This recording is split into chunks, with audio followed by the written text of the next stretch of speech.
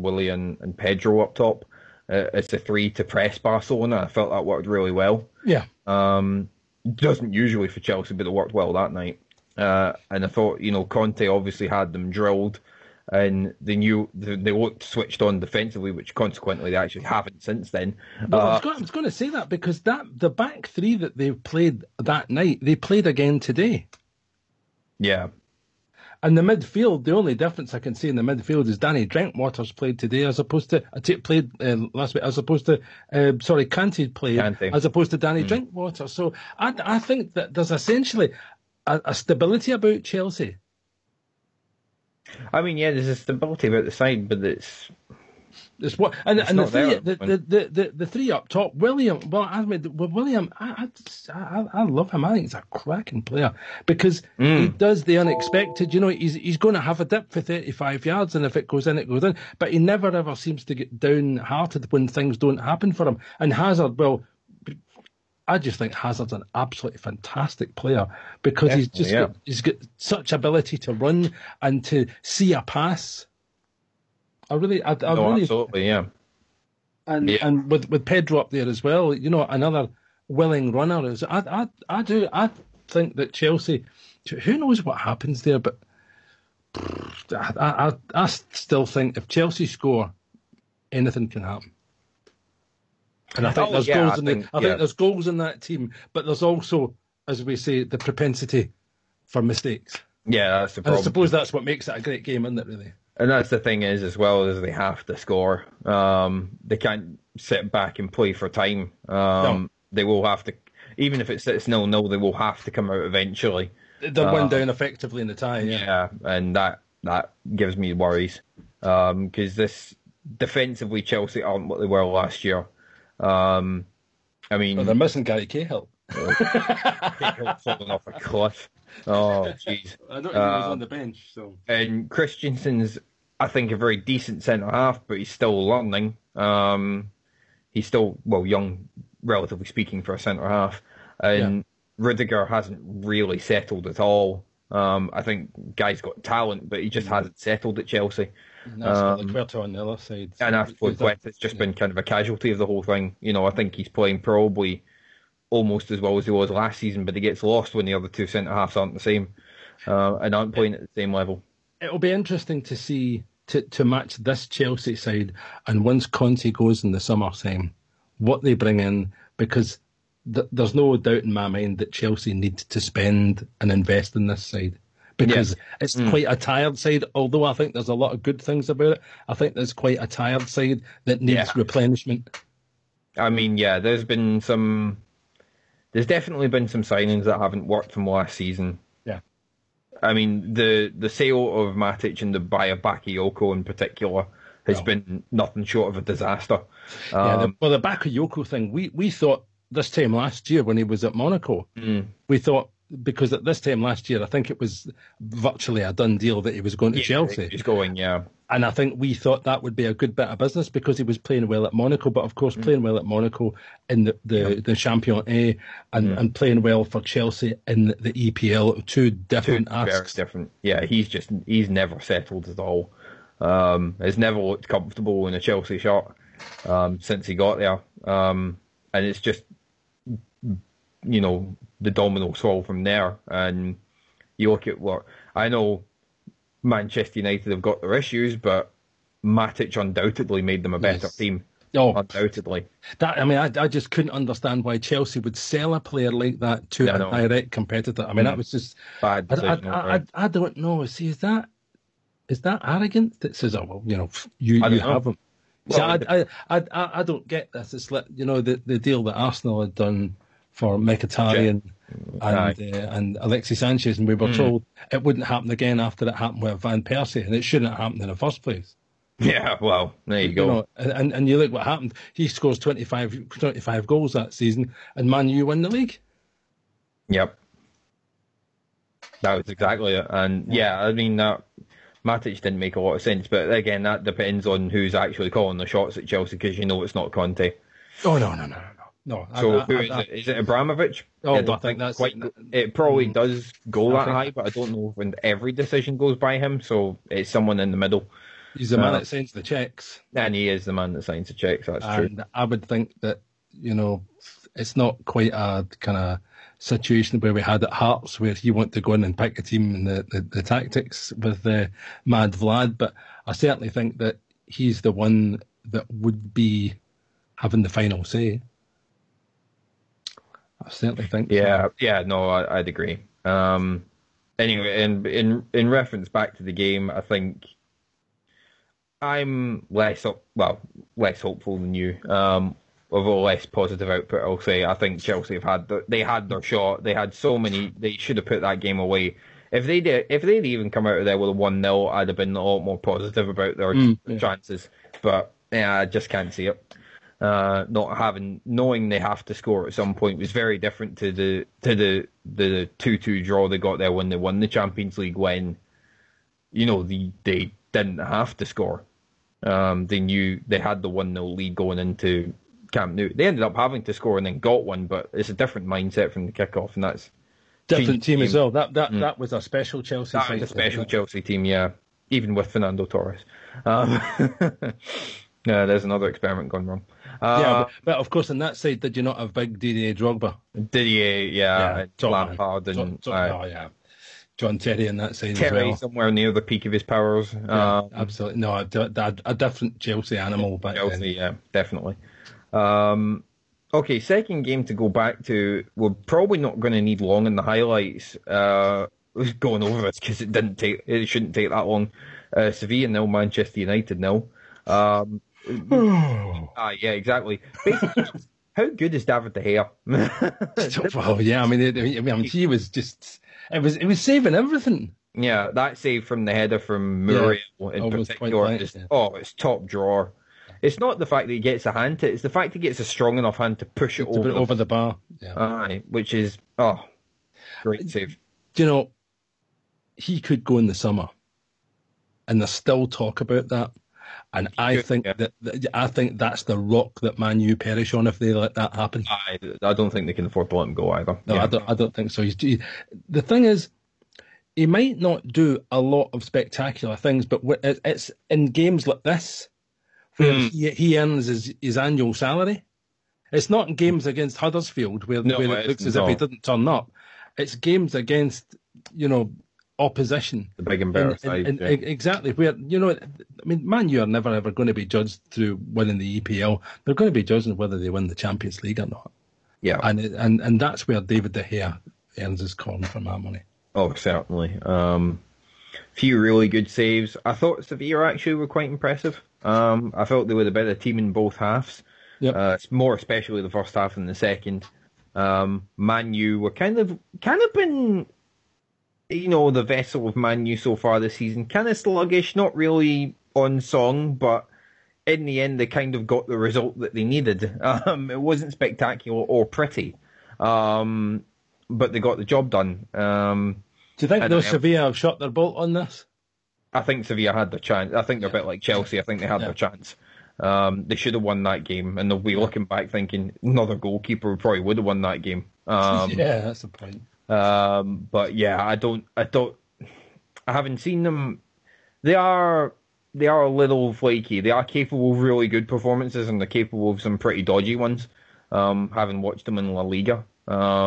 So I would heavily favour Manchester United finishing that off at Old Trafford. But has to be said, the guy Muriel looks as if he's a player, and if they can get service to him, he could score. Oh yeah, he's perfectly capable of doing that. Yeah, they got a couple of really talented players at Sevilla. And Zonzi, I noticed as well. Who's been.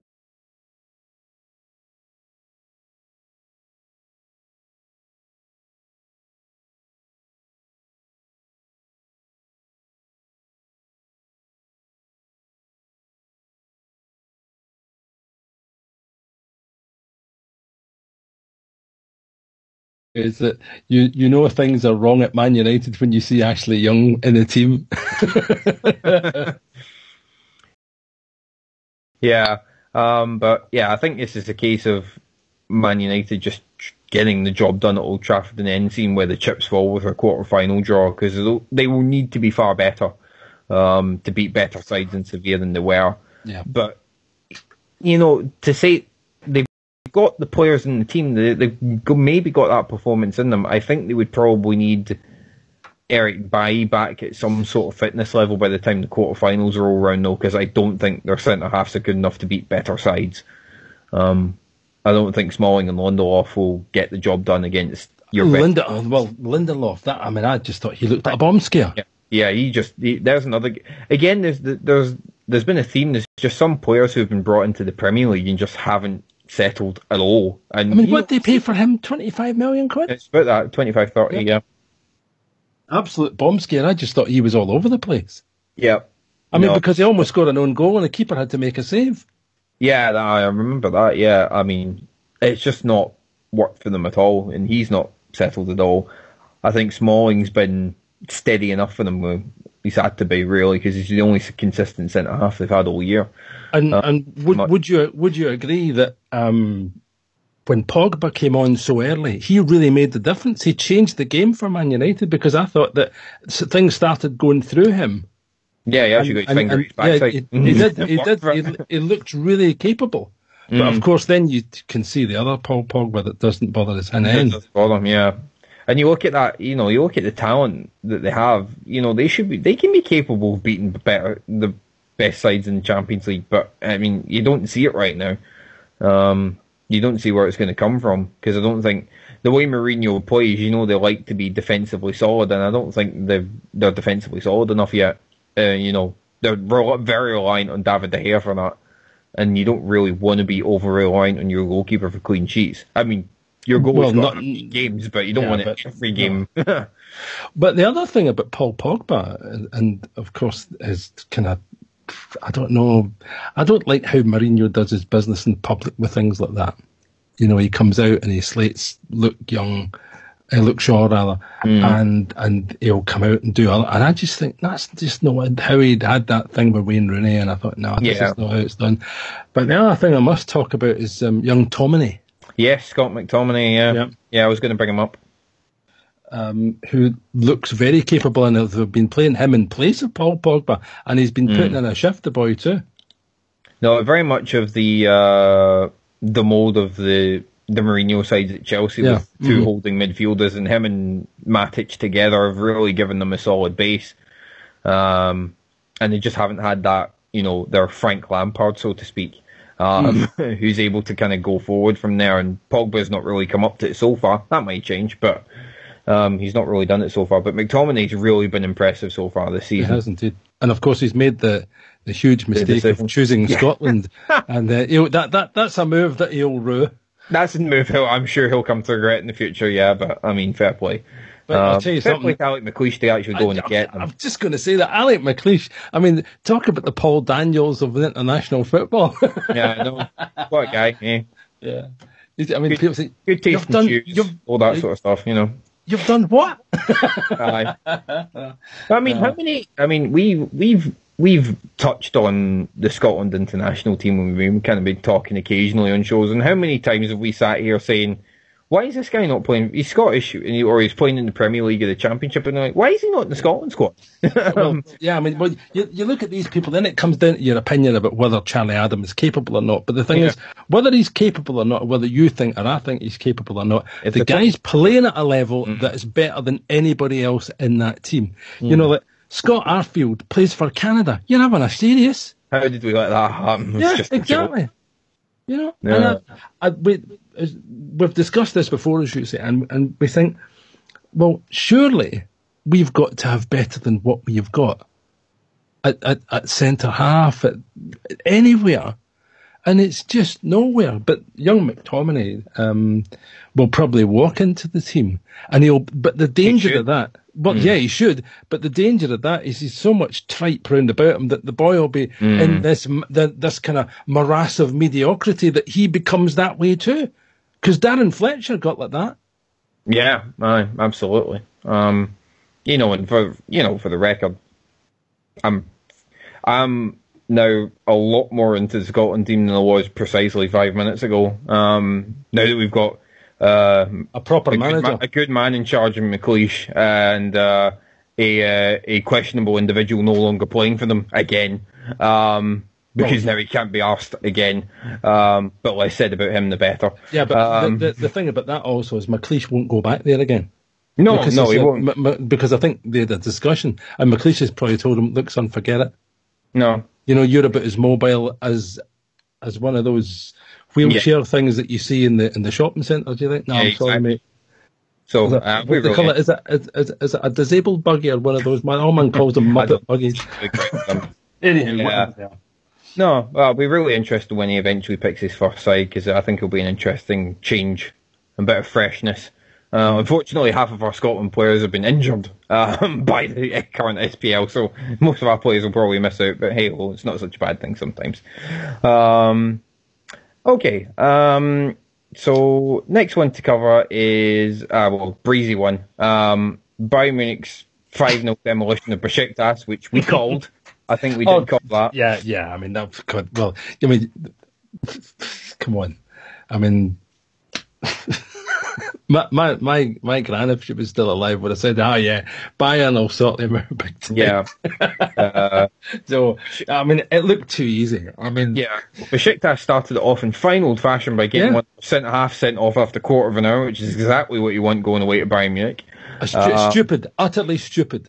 And he gave the ball away really badly right in front of their own box, and then I don't know why the centre-half decides he feels like he's got to go in. Just let him go and score, and it's going to happen anyway. It's going to happen anyway. Exactly, which is real weird. And then it was all downhill from there. It was a procession. I mean, and Robert Coleman, 2 for Lewandowski. I mean, well, he scored late on. I mean, Robert Lewandowski scores the 4th and 5th of a 5. Come on. It's just, I mean, that's a tie that's finished. Yeah, that is a tie that's finished. Old Jupp Heynckes once again working his magic. There again with Bayern Munich. Still no Neuer back. He's still injured for Munich, so there's still the deputy goalkeeper in goal. And of course, they've gone out, and I think they've had a 3-0 win today again. I think. Against Wolfsburg or something like that. Yeah, I noticed it was 3. That's a procession for that title. Yeah. This is one thing I was going to talk about, because it comes up, and it will come up later when we talk about the Europa League, about Celtic. Bayern have managed with I suppose not the similar resources, but a better heritage than Celtic, and the same level of opposition within the league. But they seem to miraculously be able to up it and play well in Europe, unlike the Celtic. And that's what you do if you really want to dominate.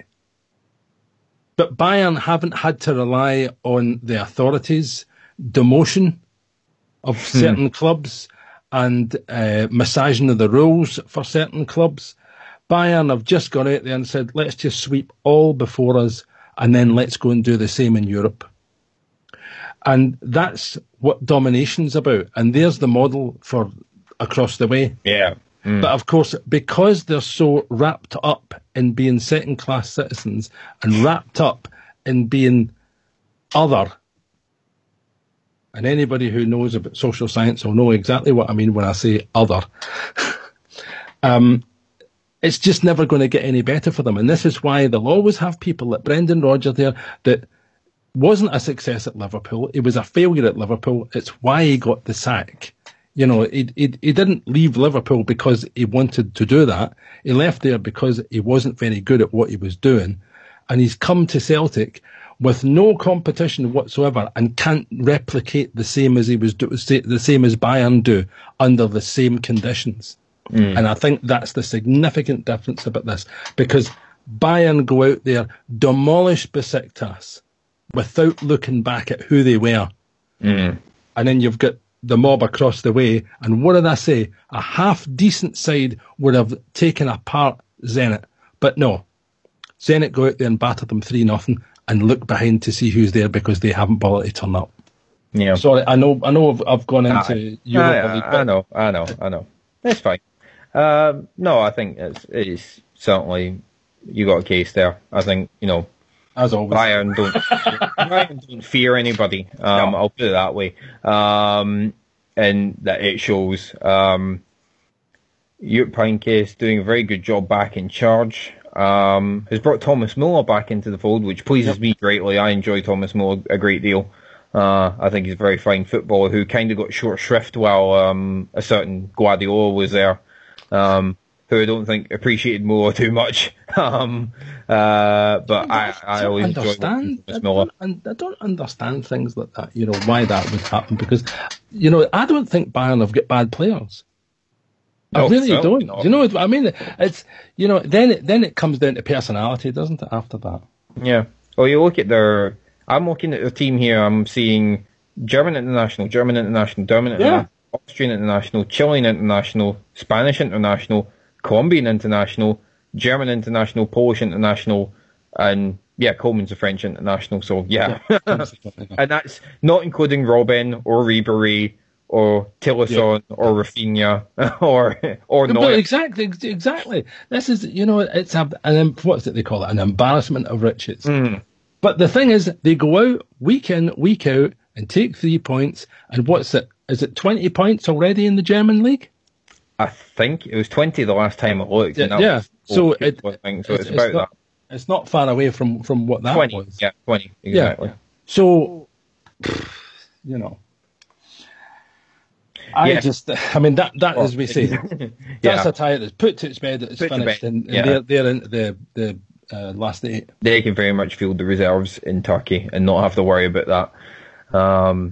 And they'll be they're up there with the 2 Spanish sides as the favourites. And I think I was thinking about this when I was doing notes for the show that should have been last week but is now this week.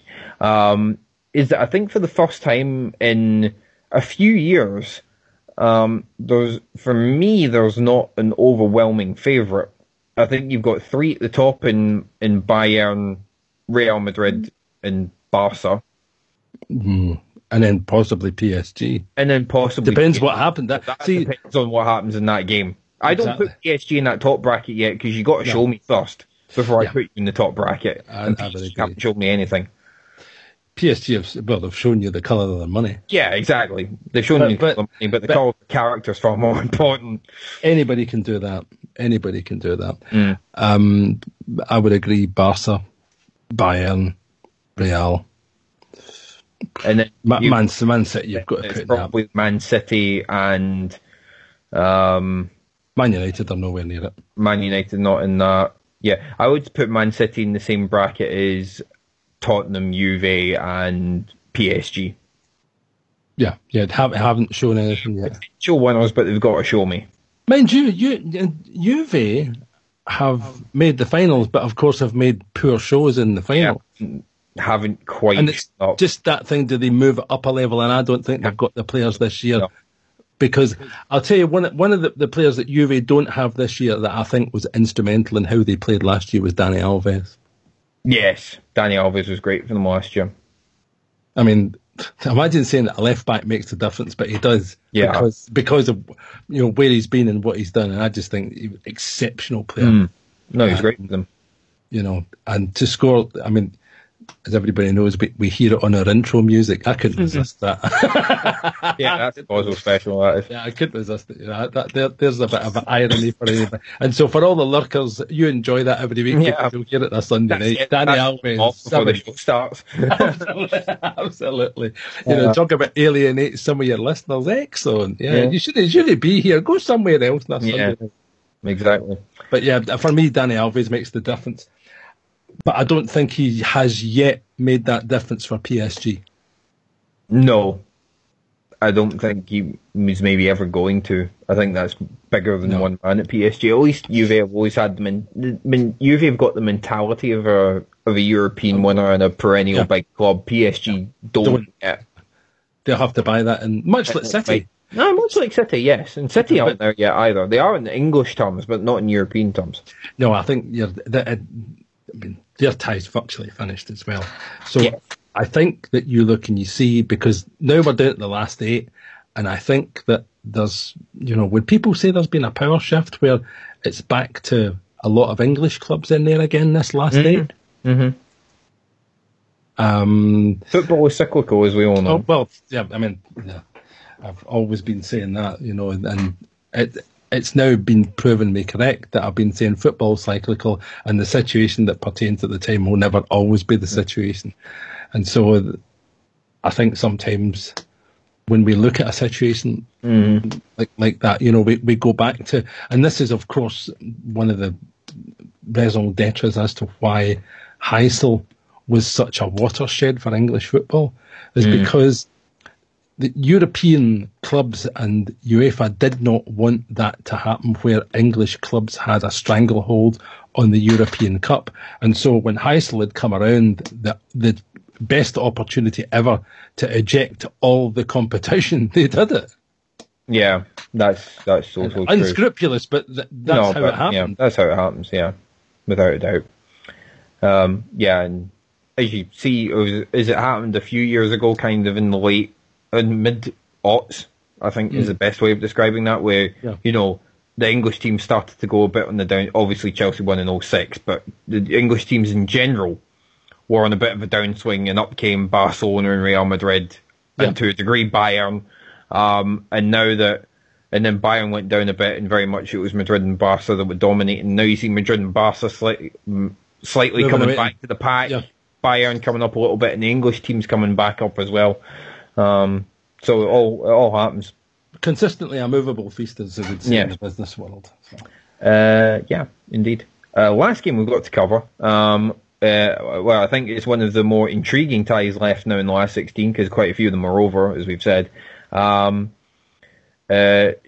winning 2-1 at home to Roma, so this is very much still game on. Roma have got an away goal, but Shakhtar have got the lead.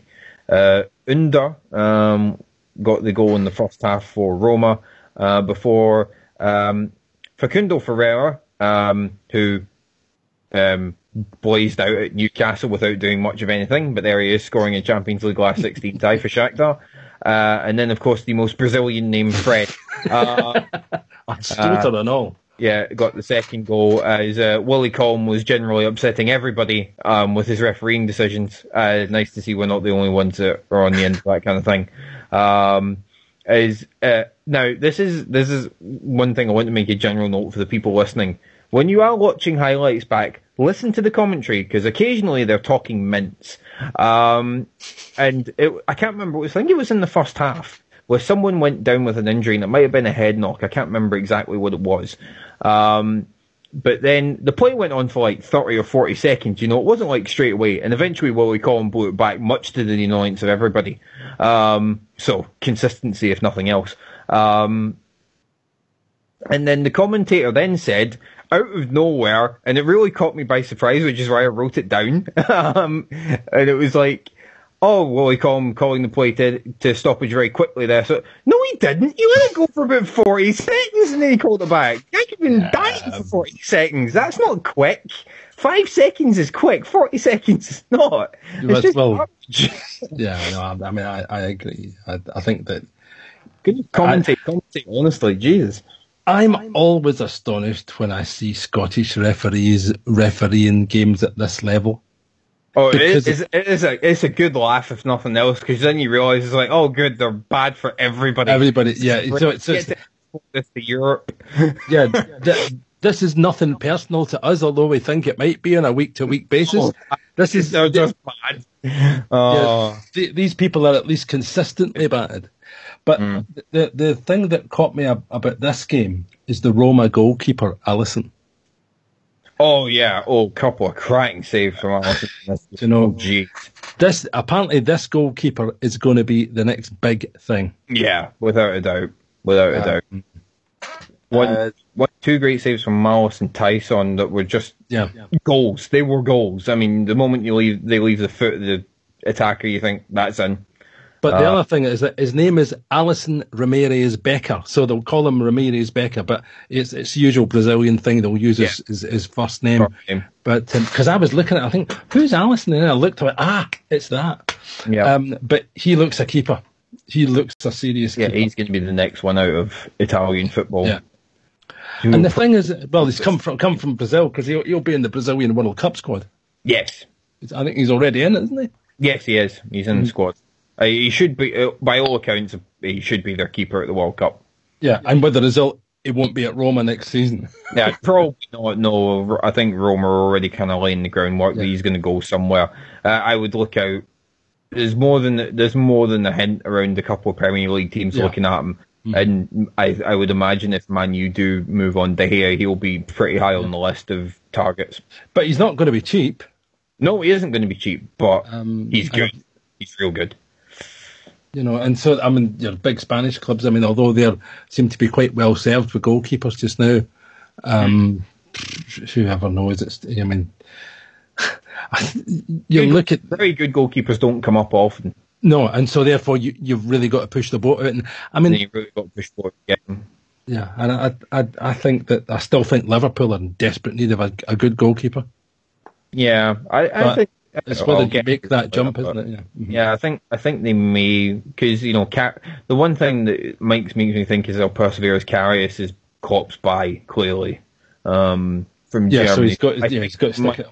I think they seem to have made the decision to stick with him now. I think they might stick with him into next season as well, and then see what happens because they could use money elsewhere.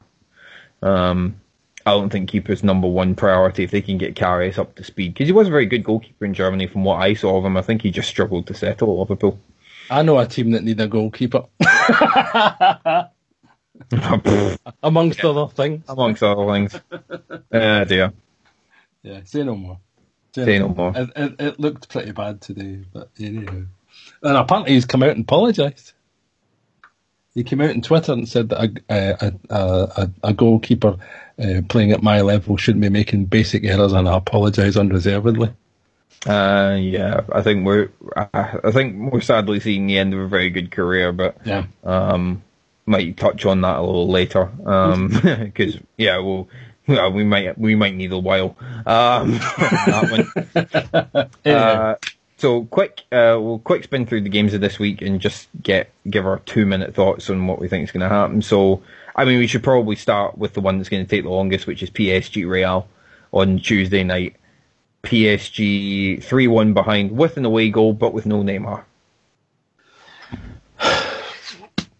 I've got to fancy Real.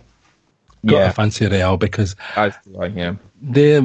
to me they've got the experience. They've been here before. They know the geography of how the land lies, and I just don't think PSG have got enough in their tank to beat a team like Real, especially when they've got to,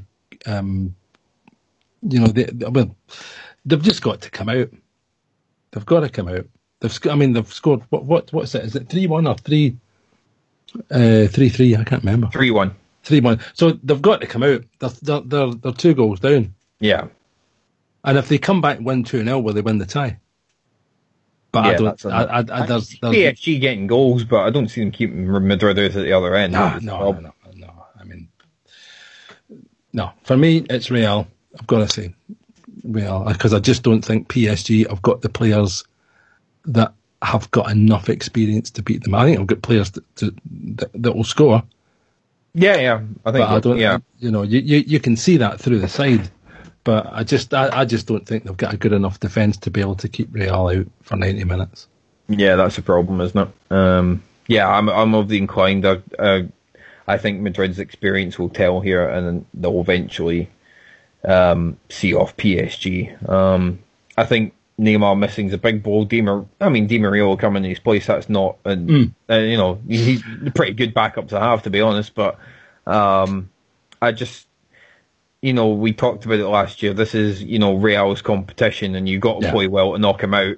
Regardless of how bad they might be in their own league, you got to play well to knock them out. Especially now, this is their whole season now. Yeah, they're absolutely stinking they're stinking in the league. Yeah. Yeah, that's gone. It's gone a while back.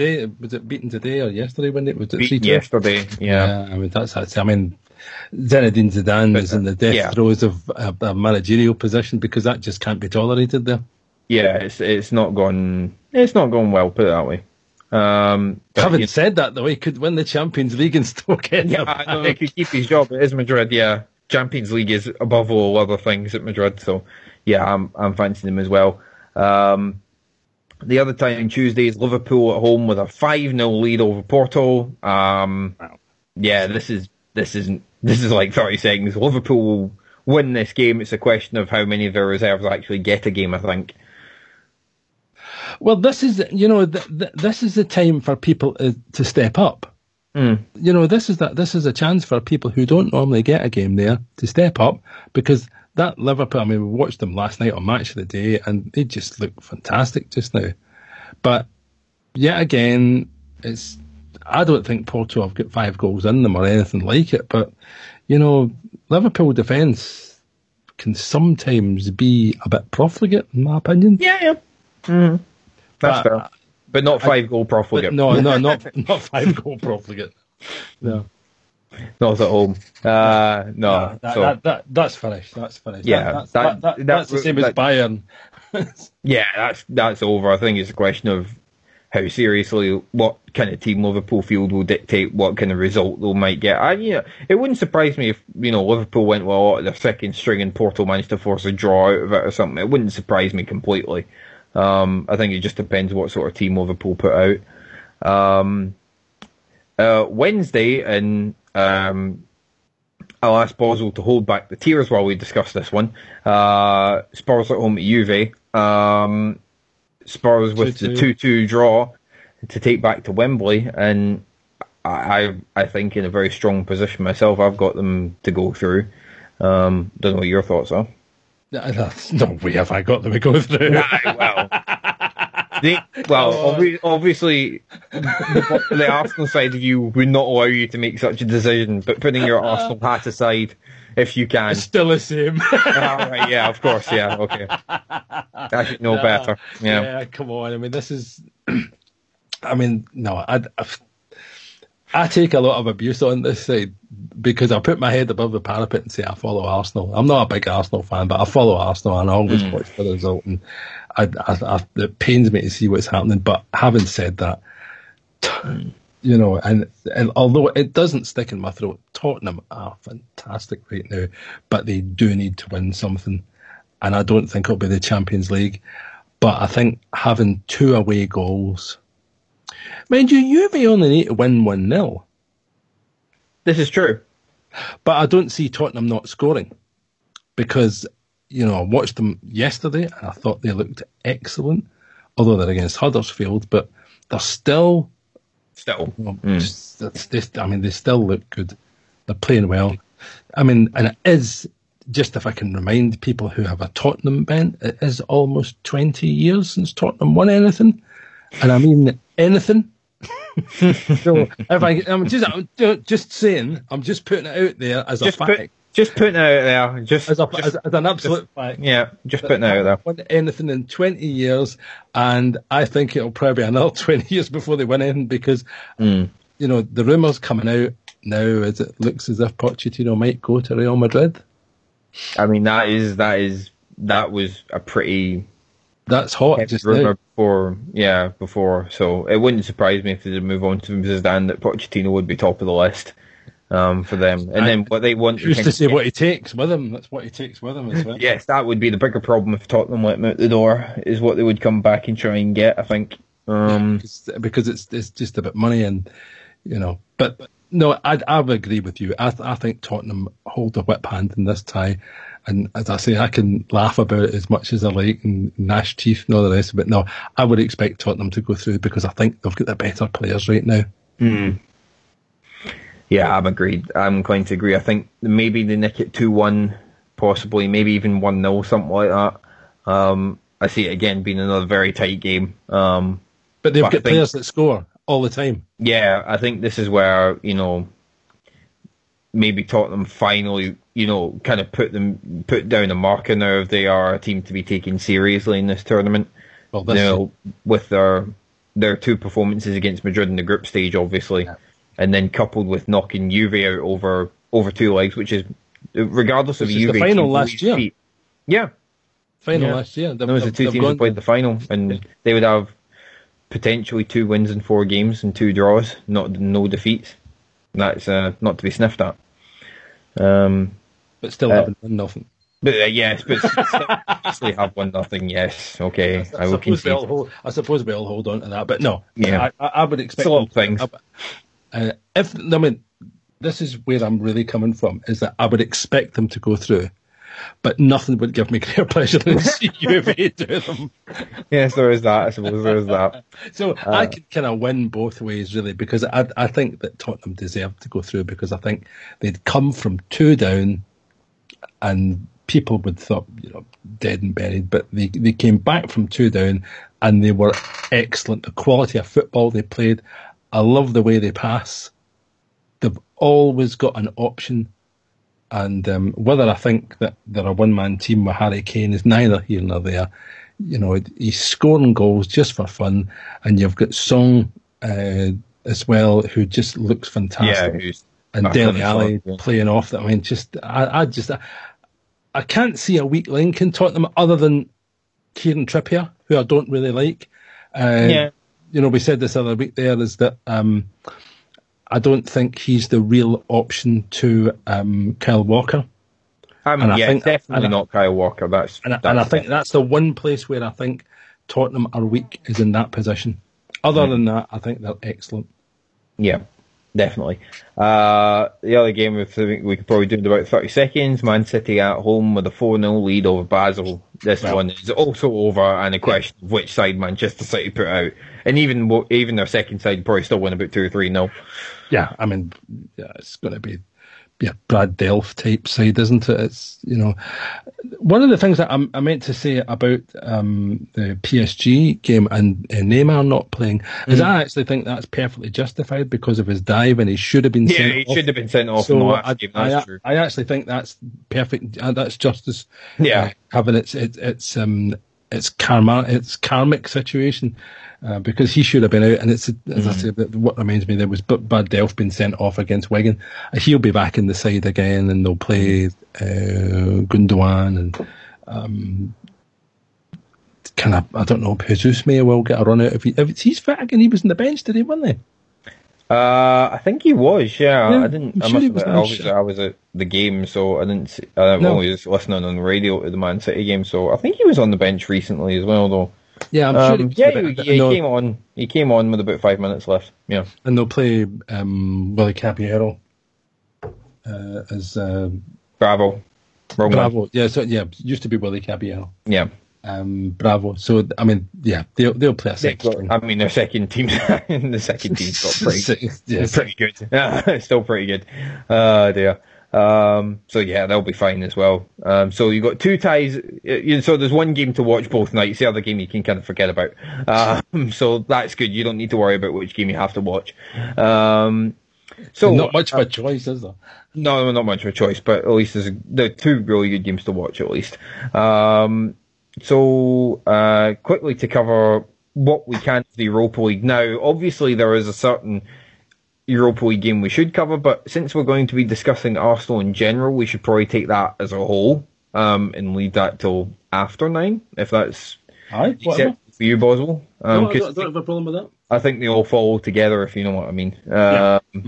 They all link into each other, so Boswell rant upcoming for those keeping an eye on the lobby. Yeah, I know people will tune in just for that, just to hear me have a bit of a scream and a shout. See this. So, I mean, we probably should cover another shameful European display from a certain side, shouldn't we? At least spend 90 seconds on it. Shameful? I thought it was excellent. Well, I mean, obviously excellent for us. I don't like talking about them until they lose, and they have lost, so let's talk about them. Yeah, absolutely. They were... I think we kind of said last week that Russian teams can tend to get caught cold in the last 32 of the Europa League because it's the first game they've had since November, competitive game. I know they play a lot of friendlies, but that doesn't mean anything. And it was a question if Zenit could get themselves sufficiently heated up in time for the second leg, and well, it only took them 8 minutes. And good old Bratislav Ivanovic, personal favourite of mine. They always knew he was quite staunch. Don't worry, he's a good man, is Bratislav Ivanovic. Thumping a header in after 8 minutes, and then it was too easy as well, wasn't it? I mean, way too easy. And then the game progressed in a normal manner that an away tie for them does progress away from home, in that they get pumped rather conclusively by the opposition without offering much resistance. So yeah, it was pretty good all around. Well, didn't we say a couple of weeks ago when Celtic managed to scrape a 1-0 win that a half decent side would have done something? You know, they would have put the tie to bed because they may well put Zenit out of sight, or at least made it very difficult for them to come. Exactly, but Celtic didn't because they're not. And evening lurkers. The thing is that this is their own fault. You know, go and find something else that you want to do better than this. There's got to be something else. Is Paul Dark not on a Sunday or something like that? Anyhow, oh Christ. I felt that a half-decent side would have put Zenit away at least 3 or 4 because they didn't look good at all. I mean, the fact that they didn't look good and Celtic actually made them look quite bad, but because Celtic are not very good at finishing or playing football, they didn't do the job. And with the result, this happens. 3 goals within the first hour or just over the first hour. And Zenit, you know, and at that point, Terriers decided that they'd turn up. Yeah, after they were 3-0 down. Yeah. But by the time the tie's gone, because they were never going to get it back. And they had a couple of chances from the no-neck monster, and I just thought, nah, I'm sorry, weak. And of course, you've got Scott Brown behaving like European Ned of the Year. It's interesting how his antics do nothing on the European stage. Because everyone just ignores him. And I saw it I think it might have been just before Zenit went 3 up, and he's tried to go through a couple of them and failed miserably. Because they either just stepped away from him. Or did a little bit of skill and got away from him. So, I mean, that's just how it is. He's not actually that good as, you know, Scottish football makes him out to be. Nah, well, there we are. But I think had Celtic applied themselves properly, they could have been through. But thankfully they didn't, and they're not. Yeah, certainly. Thankfully not. So we don't have to put up with them anymore, which is great. Yet another failure in Europe, but they're used to it. Yeah, away from home, they're pretty used to it. A couple of the more intriguing ties. We should mention, I wanted to do a bit on this since your mob is coming up to play them next. In the game they hope to win. But we'll see. AC Milan, currently under the management and useful management as it's turned out to be of Rino Gattuso, who got that job at the back end of November, and we kind of all wondered, well, this could be interesting. Because, you know, Rino, for all that we love him and the fond memories we have of him, not generally thought of as one of the most stable individuals on planet Earth. You know, picks fights with people like Joe Jordan, with due respect, isn't incredibly clever, but is kind of what you'd expect from Rino Gattuso. You know, I would expect him to pick a fight with himself in an empty room.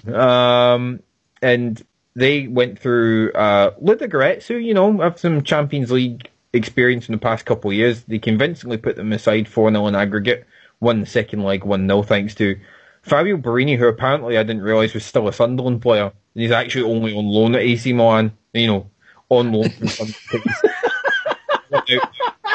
Isn't that absolutely mad? It's madness, isn't it? AC Milan have a Sunderland player on loan. Bizarre. One as well. The wild world in which we live in these days. It's interesting, isn't it? But would that have happened before? You know, would we have had someone like, say, Bobby Kerr on loan at Bayern Munich playing beside, I don't know.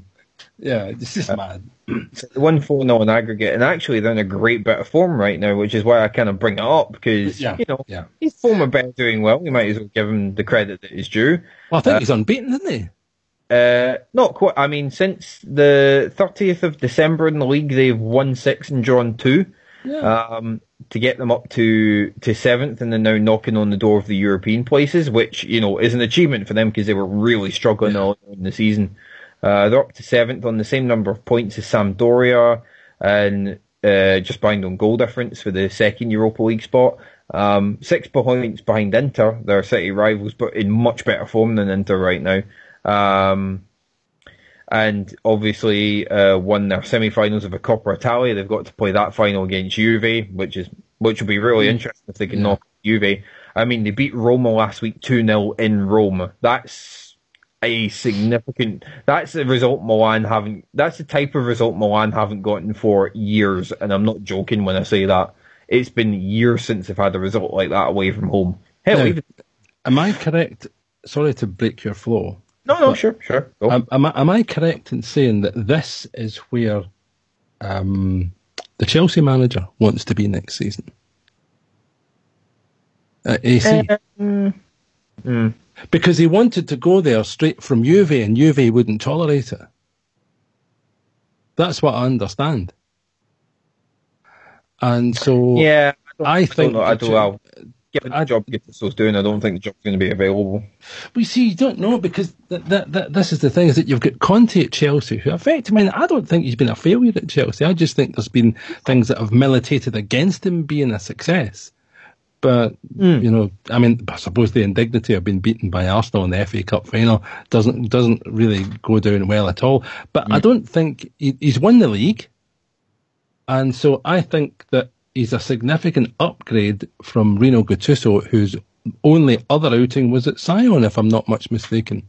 Yes, you are correct. I think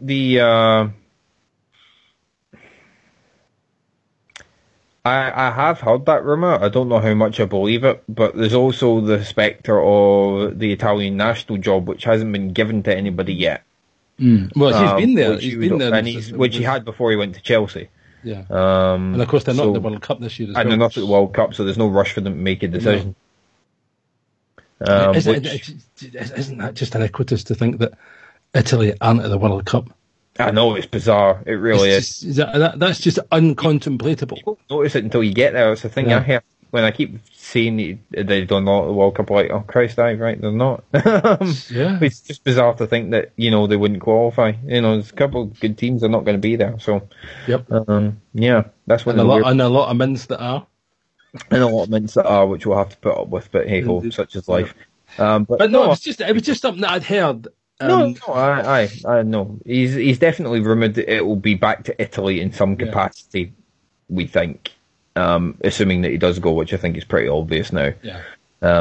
So yeah, I just wanted to give props to Afomu doing a good job in Europe and Rino Gattuso. It was dodgy first couple of games. He lost 2 of the first 4, but since then has won 6 of the next 8 in the league and drawn the other 2.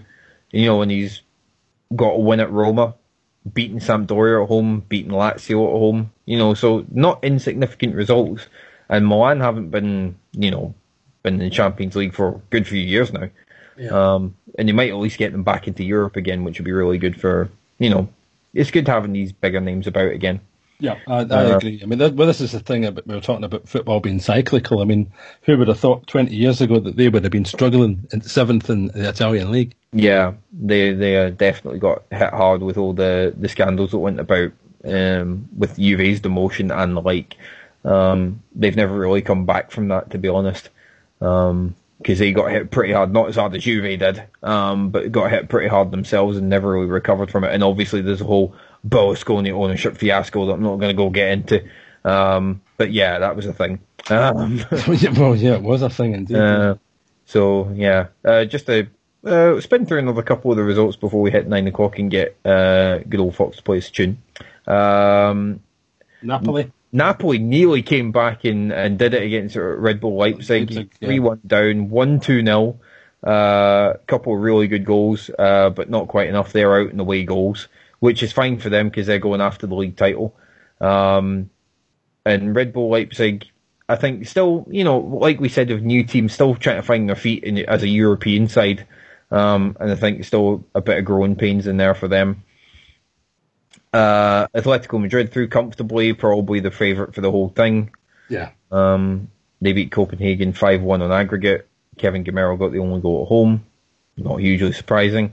Copenhagen just looked as if they'd lost the plot. They really did. They just looked appalling.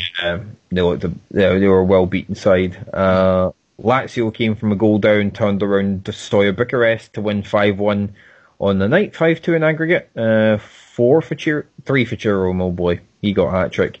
I always think that's funny, a Mobley for a striker. It's actually quite mobile. It's just his name, yeah. It's pretty decent. Leon finished off Villarreal, won 1-0 away from home. Bertrand Traore getting the only goal as they got over the line. A very impressive two-legged win for them over Villarreal. Good effort from them. If we just say to our listeners here is that watch for the guy Fekir, because that's going to be the next big transfer out of France. Yeah, definitely. I would agree with that. French success again. Marseille did lose their tie 1-0 in Braga, but the first leg 3-0 win enough to see them over the line 3-1 in aggregate. That's Braga's not a bad side. They're always pretty decent in Europa League. So that's a good result for Marseille. And easily one of the best grounds in Europe. Oh yeah, the ground in the Quarry is great. Yeah, in the Quarry, just fantastic. You can't have a stand, just have a massive wall of rock. A massive wall of rock, yeah. It's like at Borussia Dortmund, the yellow wall. They've got the stone wall. Yeah, the equivalent. Yeah. Dortmund also negotiated a very tricky tie. Atalanta, they were out for a long stage. Atalanta took the lead after 11 minutes and were through right up until the 83rd minute, when Marcel Schmelzer eventually bundled the ball over the line. Not the prettiest Dortmund goal you'll ever see. That was the original Alex Ferguson squeaky bum time, that one. It was. But Dortmund eventually got themselves over the line, so they'll be a threat for the whole thing, for sure, because, as we mentioned, league's not an option for them. Although they've got a hell of a fight on their hands for top 4 in Germany. I might be able to touch on that later on. Yeah, I think so. But of course, they've got Michy Batshuayi, who's scoring some goals for them too, and looks as if he's fitting in there quite nicely.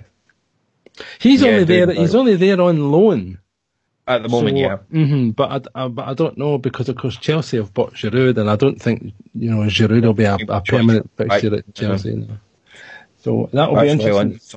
Sure. Batshuayi will end up somewhere else. He might not Dortmund, but he won't be Chelsea. You're right. So that's all that done. Now I'll give Boswell a minute to compose himself, as we're going to talk about who. So we'll give him a few minutes to compose himself if Fox wants to play us a quick tune, and we'll be right back.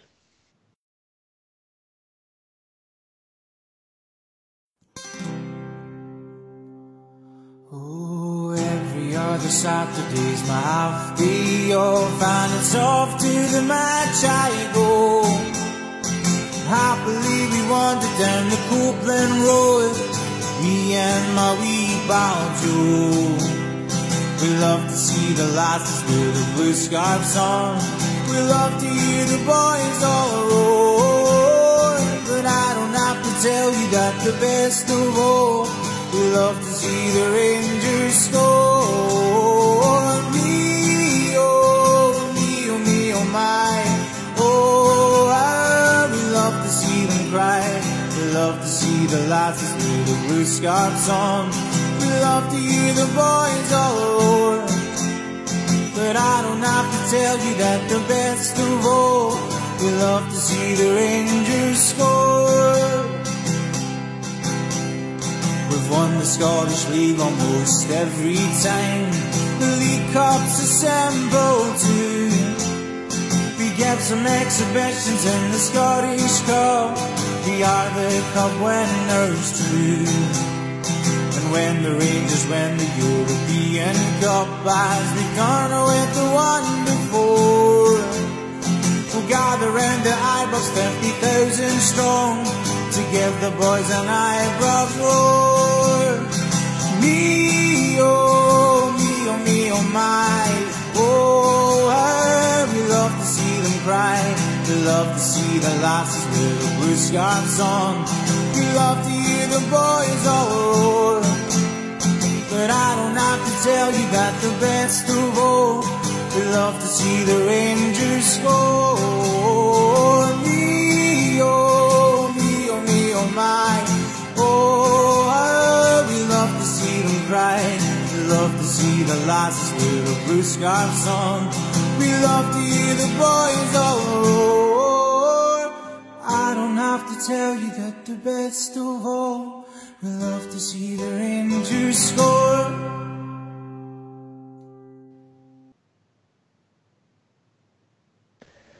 Thank you, Fox. But that little tune, that's a nice little tune, that. Nice version of it. And we'll have that pound in the middle of our chest by the time 12 o'clock next Sunday rolls around, I tell you that. It's going to be stressful. Good stress. So I'm going to try and restrict this to try and keep us to 15 minutes, although we may need more. No. I think that I think you get to the point of resignation about this situation. Yeah. And you just, because we were talking just pre-show about this. And there's a number of different schools, I thought, about this situation with Arsenal. And the first one, people will laugh, but just bear with me a minute. Yeah. There's a school, I thought, that says Arsenal actually have been punching above their weight. When we look at the situation of the massive cash injection at Chelsea, which has been year on year on year on year, and the Man City, I think, have been in the money since about 2005, 2006, maybe before that. And they have been, Mansour has been bankrolling that. Yep. And so you've had that. You've had Man United, who were constantly being bankrolled by one element or another. And then you've got Arsenal, who have had Stan Kroenke, and there was this kind of situation where, and you're an American football fan, so you know about Stan Kroenke, and he's not known as a man that will push the boat out in the investment side of the business. Indeed not. He'll do just what he needs to do to keep that business ticking over. And that's exactly what he's done with Arsenal. But of course, what he hasn't banked for is the fact that other clubs go there and pass, like Tottenham, for instance. Yeah. And Tottenham haven't been massively bankrolled. This is the thing. They've just been lucky that, I think Tottenham, I can sit here and slag Tottenham, they haven't done this. And I always say, a good year for Tottenham is when Arsenal are rubbish. And for a lot of the last 20 years, that's been the case. Yes. But this season and last season's been the perfect storm for Tottenham. Because they've got a team now that are challenging. And so this top four that Arsene said, Arsenal, it's worth a trophy. It's no longer a trophy. I never ever thought it was a trophy in the first place. I think that completely disrespects the fans that go there and pay the highest season tickets in the whole of the UK to watch a team that won't compete at the highest level, despite the fact having been told that once they moved to their new stadium at Ashburton Grove, the Emirates as people know it, that Arsenal would move into the next level. Well, that hasn't happened. So the fans have been duped. We've got Usmanov, who's trying to manoeuvre the boardroom so that he can buy the club, and I don't know what difference really that makes. If it takes the ownership of the club away from Stan Kroenke, that's fine, and then we get serious investment, but Arsenal are past that stage now. They're past the stage where it's going to be 2 or 3 players away. And I watched them for a little bit today against Brighton, and I don't know why people are surprised that this is happening, because Brighton wanted that today, and they went out and they got it. Yeah. And they weren't. I thought Brighton were good value for their 2-1 win. I surely did. Essentially what we're looking at with Arsenal is 8 goals in 3 games before they get a deflection. And that I can understand why Arsenal fans think that's unacceptable. Because all of those games were within 50 miles of where their stadium is. So So I can understand it. 2 games against Man City, and Man City last Sunday in the Cup, they just stepped away.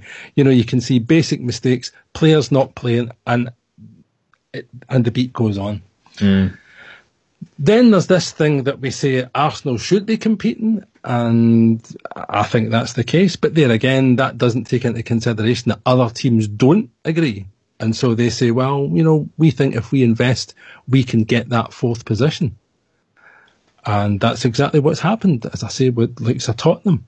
So you've got Tottenham and, of course, Liverpool. Who would ever have thought that Liverpool would have been back in that equation again? But Jurgen Klopp has come back in there, and he's got Liverpool really playing great football. Really on the song, yeah. Oh, absolutely fantastic. Watched them last night, match of the day. Thought they were super.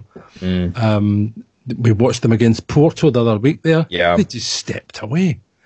So, whilst other teams have improved and gone with a different manager, Arsenal stay with the same old, and expect things to be different. And of course, it's not going to be different, because you've got someone who innovated in his first, let's say, if you take this into 2 10-year periods and then this 2 years.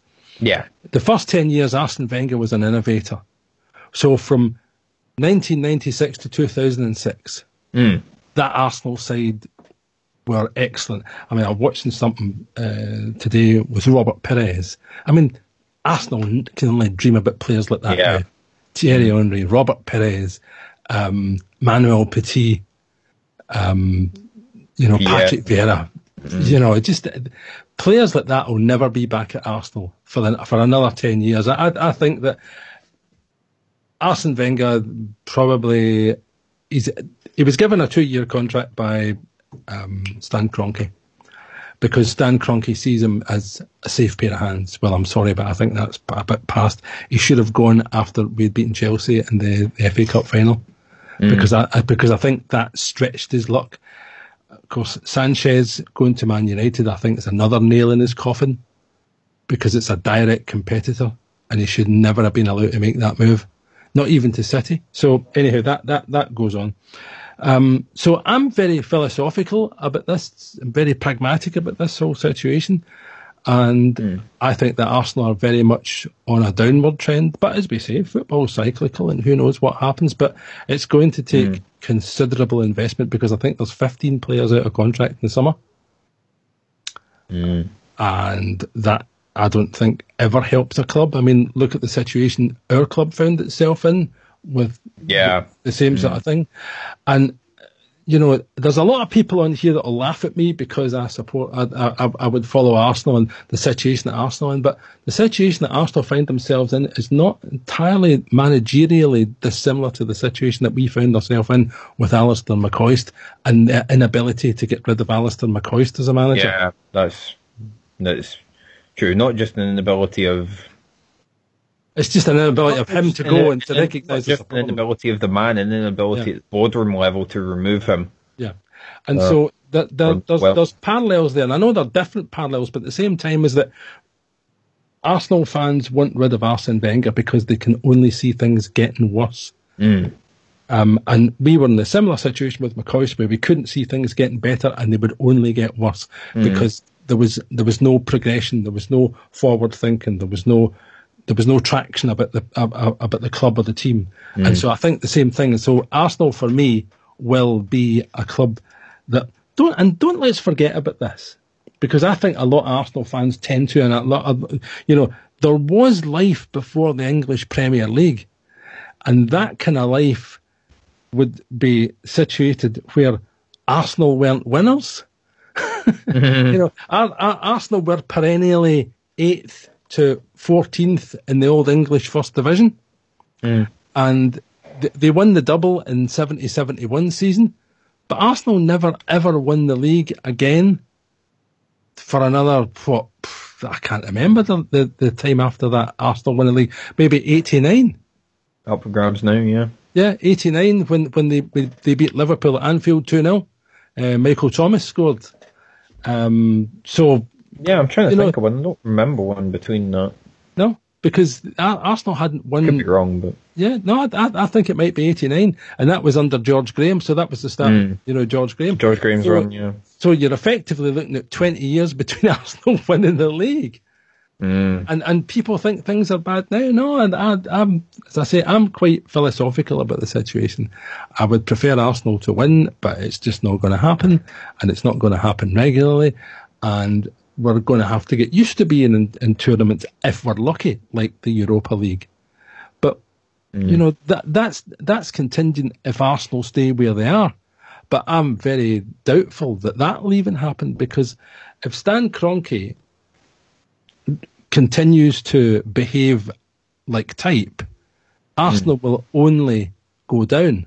And then it's a question of whether he precipitates that by doing something positive, which would be against his normal behaviour. And so you don't know if that happens or not. And does then Usmanov take control of it? It's a very interesting time for Arsenal fans, but I don't know that they'd see it as interesting. They'd see it as a horrible time for the club, a time where Arsenal, we've also almost turned into Everton. Well, I was actually thinking about this the other day, right? And I think it's very similar. I mean, there's a different construction about the whole thing, but there's a very similar chain of events when you compare them to, I would have said, Liverpool in the early 90s. Yep. Mm-hmm. When they start on that downward spiral and they keep thinking, it'll be all right, it'll come back, it'll be all right, it'll come back, it'll be all right, it'll come back, and then all of a sudden it doesn't, and you're left looking around as everybody is past you saying, crikey, how the hell do we get back? And, you know, for that team never really got back until the early 2000s. Well, as a serious force that could win potential league championships. And even then, it's been sporadic since then. They've never consistently gotten back to that level. And only again under Klopp have they gotten back to being perhaps a regular top four side. Time will tell. Consistent, but yeah. You're looking at that with Arsenal, it's like, when you look at the teams ahead of Arsenal, it's like, how are Arsenal breaking into the top four in the near future? It's not. I mean, I back to them. Yeah, I agree. This is about reality, and it's the reality is that Arsenal no longer. See, in order to win the Champions League, it takes Paris Saint-Germain type money, or it takes the pull of a club like Real, Barca.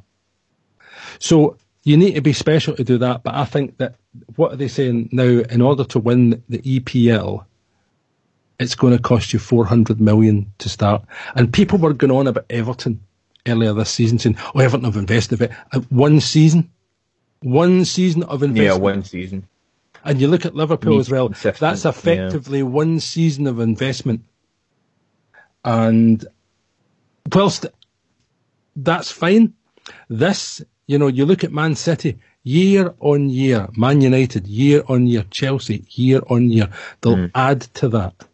And you can even see it in our own club where we've got players that are currently in the treatment room, and you're thinking, how do you fit these players into that team that's doing so well just now? Exactly. And that's the problem that everybody wants. It's the imponderable, is that how do you do that? Well, it doesn't matter how I do it. The fact is, I'd love the problem in the first place. Yeah, exactly. And that's a problem that whoever comes in, and of course, as we were saying as well before the show, is that Arsenal are no longer shopping in the Pep Guardiola, Jurgen Klopp. It seems that way, yes. They're not in that aisle of the supermarket anymore. They're not in the Simeone bargain, because why would he go to Arsenal from where he is to be sixth or seventh and have no real prospect of doing any better than that? It's just not happening. So it's going to have to be your man from Hoffenheim, Julian. God, I've forgotten the guy's name. So have I. Yeah. But anyhow, I just looked up like half an hour ago as well. Yeah. If people want to look the guy's name up, he's the manager of Hoffenheim, and he's one that's been linked. Now people laughed about this. Brendan Rodgers has been linked, and he's been spoken about seriously. No, it's not a joke. This is the thing: is that I think it's a joke. That just shows how bad it's gotten, really, it just shows how far Arsenal have fallen, that Brendan Rodgers is now considered a serious contender. But as it was said, is that it won't take much for the wheels to come off that one because of how he was at Liverpool. I think he left Liverpool when they were 14th. So, English fans will know that.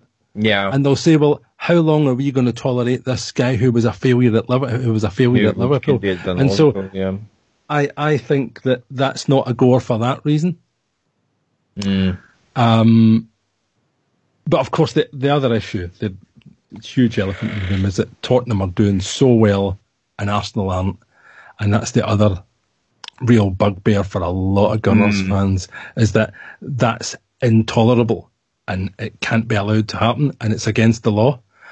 I'm sorry, boys, it's not against the law. Yeah. It's not, that's happening very much, and but it's a cyclical thing, and it won't always be the case. And I think that's the only thing that can keep Arsenal fans warm at night, is the fact that, things will not always be this way. I mean, if there's a support and a club that know that to be true, are we not it? Yeah, pretty much. That's for sure. So that is for sure. That's the only kind of comfort I have for Arsenal people, is that, we looked at our poor showing against Alisson's and what they called that Norwegian side? Östersunds. That was terrible. Utterly terrible. I mean, no joke, they nearly let a side back in when they were 3-0 up from the away leg. Yeah, and it could have happened because... It was legitimate. When that game went 2-0, there was a legitimate shot that they were going to get back and win that tie. Easily. Because... And then they made a really bad job of clearing across and Arsenal got their goal, and then... Yeah. Even at that, Östersund still nearly scored again. But there was nobody playing for Arsenal that night that looked as if they wanted it. No, and it's been the case. I mean, just to put it in, we'll wrap this up in a minute, but to put it in context, when you were mentioning about the Brighton game, because obviously you would have been watching a bit of it today, I was only listening to it on the radio on the way to the ground today, and I was expecting the last 10-15 minutes Brighton to be like under siege. I don't remember hearing Arsenal even really having the ball in the last 15 minutes, and that speaks to the players have just pretty much given up. They have. I mean, when you saw Mustafi last week, I mean, that was horrid. That was the worst centre-half play I've ever seen in my life. I mean, this guy's a World Cup winner. Yeah. He's a World Cup winner. And he lets Aguero push him out the way. Just nudge him. Yeah. Yeah, exactly. Because all Aguero's doing is he's onside, he moves him out the way, and then he stands, puts his hands up and thinks, oh, he hit me. Well, of course he did, because that's what he's there to do. And he goes through and chips the keeper. Yeah. And then there was the goals on Wednesday night. I mean, Thursday night. That were arguably worse. Yeah. Oh, and they're saying, oh, well, Man City's second goal in the cup final was offside. The damage was done before that. Mm. And I can understand why Arsenal fans get mad, because they look as if they're not trying. And see if they were going out and actually looking as if they gave a damn, but they don't. And I'm just wondering as if they've put the tools away. Yeah. Because I don't think that Mustafi's as bad as that. I don't think El Nene's as bad as that. I think last week Jack Wilshere looks as if he was the only one that gave a damn. Yeah. So I'm just wondering as if they've put the tools away because of Wenger. Yeah. And yeah. So to close our conversation, I hope you feel better now you've had the chance to get that off your chest. Cathartic. It's cathartic. Cathartic, isn't it? Rangers radio is, if not cathartic at times.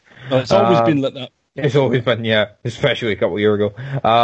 Prescription. Aye, exactly. Prescription drugs, that's what it is. Your gut feel is someone who's much, obviously you live nearer there than us a lot up here, but near the situation, your gut feel, is he still in charge opening day next season? It wouldn't surprise me.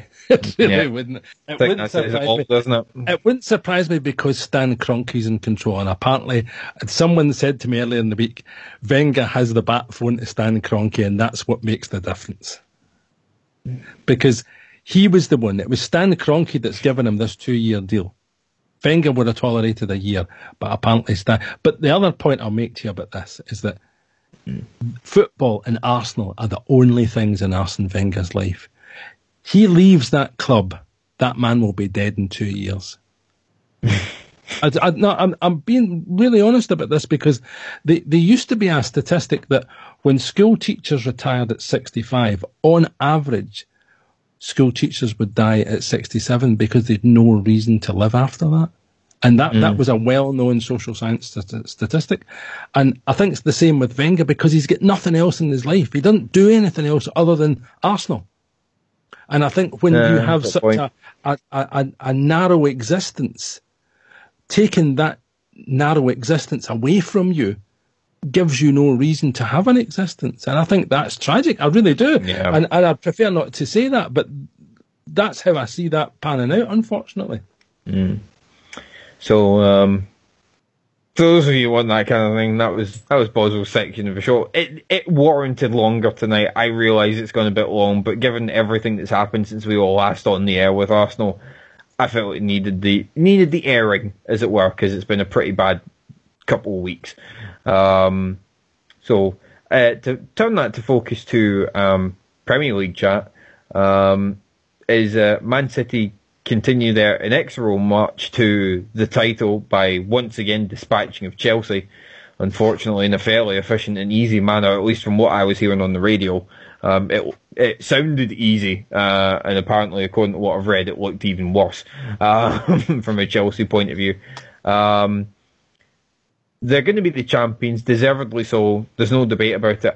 I'm starting to think, even though a couple of weeks ago, we were kind of debating who might finish top four, I'm thinking top four might start to look over now.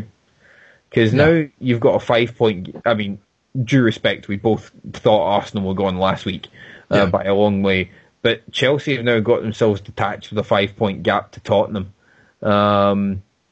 6 to Man U, who've got a game in hand on Monday night, and 7 to Liverpool. It's like, I don't see, unless the European football takes its toll on the other three, how Chelsea are getting that back. Because I don't think Chelsea have got enough wins in them right now against better sides. I think they can beat the rest of the teams in the league, but I worry about them against better sides now. Yeah, I don't think it's an automatic win. I think you're probably right. I think that the two wild cards have been Tottenham and Liverpool this season. Yeah, well, I thought Liverpool would eventually come back, and they just saw no sign of it. I think they're, as we kind of touched on earlier, attacking is frightening. Yeah, middle to front, but it's that defence. That's without Coutinho. Yeah, but it's that defence just looks... Well, they haven't bought anybody really to replace Coutinho. No. Pardon me. And even bringing in Van Dijk, I don't think it's really helped that defence. I think he's helped in an attacking sense more than he's helped stabilise what effectively is not a very good defence. I think, and as long as they've got Schneiderlin in that defence, I think that was bomb scare town. Yeah, I think they've moved to a more stable back four. The back four, I can't remember. Well, they moved to a more stable back four because now they're playing... Karius is playing every week now, so the goalkeeping problem sorted. Van Dijk now plays every week, so that's one centre-half you don't have to worry about. Alexander-Arnold, who's a hell of a promising talent, now plays every week, no questions asked. And Andy Robertson plays left-back every week now, and they finally got rid of that awful Romero Moreno, who is just abysmal. Andy Robertson. Milner is kind of a fill-in left-back, which, he did a solid job, but he's not a left-back. Andy Robertson has been absolutely fantastic. He's been excellent. Since January, he's been absolutely fantastic. I mean, I thought last week he was different class. Really, seriously. And I think, don't underestimate, even though the personnel, and they're still playing Lovren, which is obviously still a problem, but don't underestimate, I think we've seen it to a degree with R1, even though we've slightly changed the back four today, just putting out the same 5 guys every single week, how much better that makes it, rather than having to chop and change every week, which they were having to do because it wasn't working. And at least they've settled on, right, we're going to go with these 5 and we're going to play them, injuries aside. And I think it's made them be a lot more settled, at least. I think there's still problems at the back, but I think they're a lot more settled than they were before. Yeah, as I say, I'm still not convinced about Lovren there. I mean, I had a situation earlier in the season against Everton. I just thought, oh, God. And I thought that when they bring in Van Dijk, that a lot of that, he would exude that through the back four, but no. I think Liverpool are really good middle to front, but that whole back 5 I'm not convinced by at all. Yeah. I think it'll be the thing that will eventually catch them out in Europe against the better side. I would agree. In the Premier League, I think they're well set for top 4 now, because I think at home especially. I mean, we saw it with Newcastle, even though it was only 2-0. Newcastle were never in that game. They've just got the capability to blow away sides on if they're on song going forward. That even if a dodgy defence lets in a goal or two, they can still win games. And I think I would be saying that after they sold Coutinho, but if it's possible to look better since they've sold Coutinho going forward, they actually do. It's very weird. Well, I think the EPL generally does a. I don't know. It's a very, very strange league just now. It is. I mean, when you look at the gap, I mean, you've got, what is it, between 19th and 10th, there's 7 points. Yeah, 7 points. And then between, like, Man City and Liverpool, there's 18. Yeah, and was it what they said, that Arsenal are 30 points behind Man City? 30 points behind Man City. That's, I mean, no. Well, it's now 33 after exactly. Chelsea. Yeah, and Arsenal. So it's been a 6-point swing, apparently. So. Yeah, I mean, that's a lot. But no, I would agree with you about Tottenham, Man United, Liverpool. And, I mean, that looks set. And I only think that Arsenal will drop further. Yeah. I think the problem... I mean, it's hard to say. It depends how bad it gets. I would have thought a couple of weeks ago they'll have enough to finish sixth, and I think that's only because of the quality of the two teams actually realistically chasing them for sixth. Burnley and Leicester enough, which means they'll keep it. But it's going to be touch and go. I think. And I don't think that's me being unrealistic. I think that's me being very realistic. They're in the down tool stage, aren't they? And that's threatening because then you can lose to anybody. It's just badly. Because I think Burnley have got to come to the Emirates. Now they've got nothing to lose, have they? No, nothing. No. They could come to the Emirates and say, "Screw it, let's just have a go at these." Let's just go. Yeah, might as well. And Leicester City are exactly the same. Yeah, exactly. I mean, they're 37, Burnley are 40, and Arsenal are 45. But I don't know. I think no. I still think it's eminently possible that there could be changes in that 7th position. 6th position. Yeah, exactly. In terms of the relegation stakes, I think we can probably come to an agreement. West Brom are gone. Yeah. I mean, the only thing that astonishes me about that is how Alan Pardew's still in a job. Yeah, I thought they would have got rid of him by now. It might be Monday. You never know. It might change come Monday morning. I mean, but did you see that last night? It was just awful. I mean, I heard the guy on 606 talk about this. He was a Watford fan, and he says, "We've been brilliant." And of course, Jason Mohammed says, "How can you be that? How can you say that the club's got stability when it changes its manager?" I think they said there's something like 9 managers in 8 years, and so it might even be more than that. But the guy says, "Look, we're 11th." He said, "We change the manager every year. Everybody knows that." He said, "We've never been in a better position than this." No, yeah. And he said, "So people can slag us as much as they like." He said, "But there we've won our home games today." I mean, absolute fantastic finish by Troy Deeney yesterday. Yeah, it was correct. 1-on-1 in the goalkeeper. Morales could learn a bit if he watches Troy Deeney. He had one of those games today, didn't he? He did a bit, yeah. I don't think he could have kept playing at the 89th of Jalobah and still never scored. Yeah. But Troy Deeney, just stroked it past the gate, and West Brom just looked awful. Yeah, they looked terrible. But apparently the real situation there is that they've got Chinese. I think they've got Chinese owners, and or is it Malaysian owners? It's something like that. Yeah, Asian owners anyhow. And I don't know. I think for a club like West Brom, they're going down, and I start to fear for a club like West Brom, because if they go down, it's going to be hugely difficult to get back up again. Yeah, because they're going to lose a lot of the players they've got. It's worse for clubs that go down when it's not a settled organisation off the pitch. Yeah. Mm-hmm. One thing about boing West Brom, aren't they? The fact that they were always settled off the pitch, that you knew if they went down, you didn't worry about them. They'll be back in a couple of years. It'll be fine, and you don't feel that about them this time round. I'm sorry. Flybo, that's bang out order. What's he said? He's saying He's crying Disco on Bank's going down. All right. Oh, dear. I didn't know he was in the lobby. You're a wicked man. That's Well, terrible. I mean, they can play them in the derby next year now, I suppose. So that's a thing for them, I suppose. That's it. Yeah. You better hope Villa go up, big man. You better. I'm sorry. But, You better hope Villa go up, big man. yeah. Otherwise, that you're going to be playing them next year. Yeah. Yeah, cracking. I thought I forgot. I didn't see Flybo, and that's so yeah, that would be something to look forward to. But yeah, they're down. And of course, what will make that better is that Birmingham could well go down to League One. Yeah. And then Villa go up to the Championship. Hey, Flybo, your world will turn round about, man. Yeah, Villa come up. West Brom and Birmingham both get relegated. And of course, Wolves will go up as well. I don't know how you feel about that. Yeah. Oh, you can't have everything, Basil. I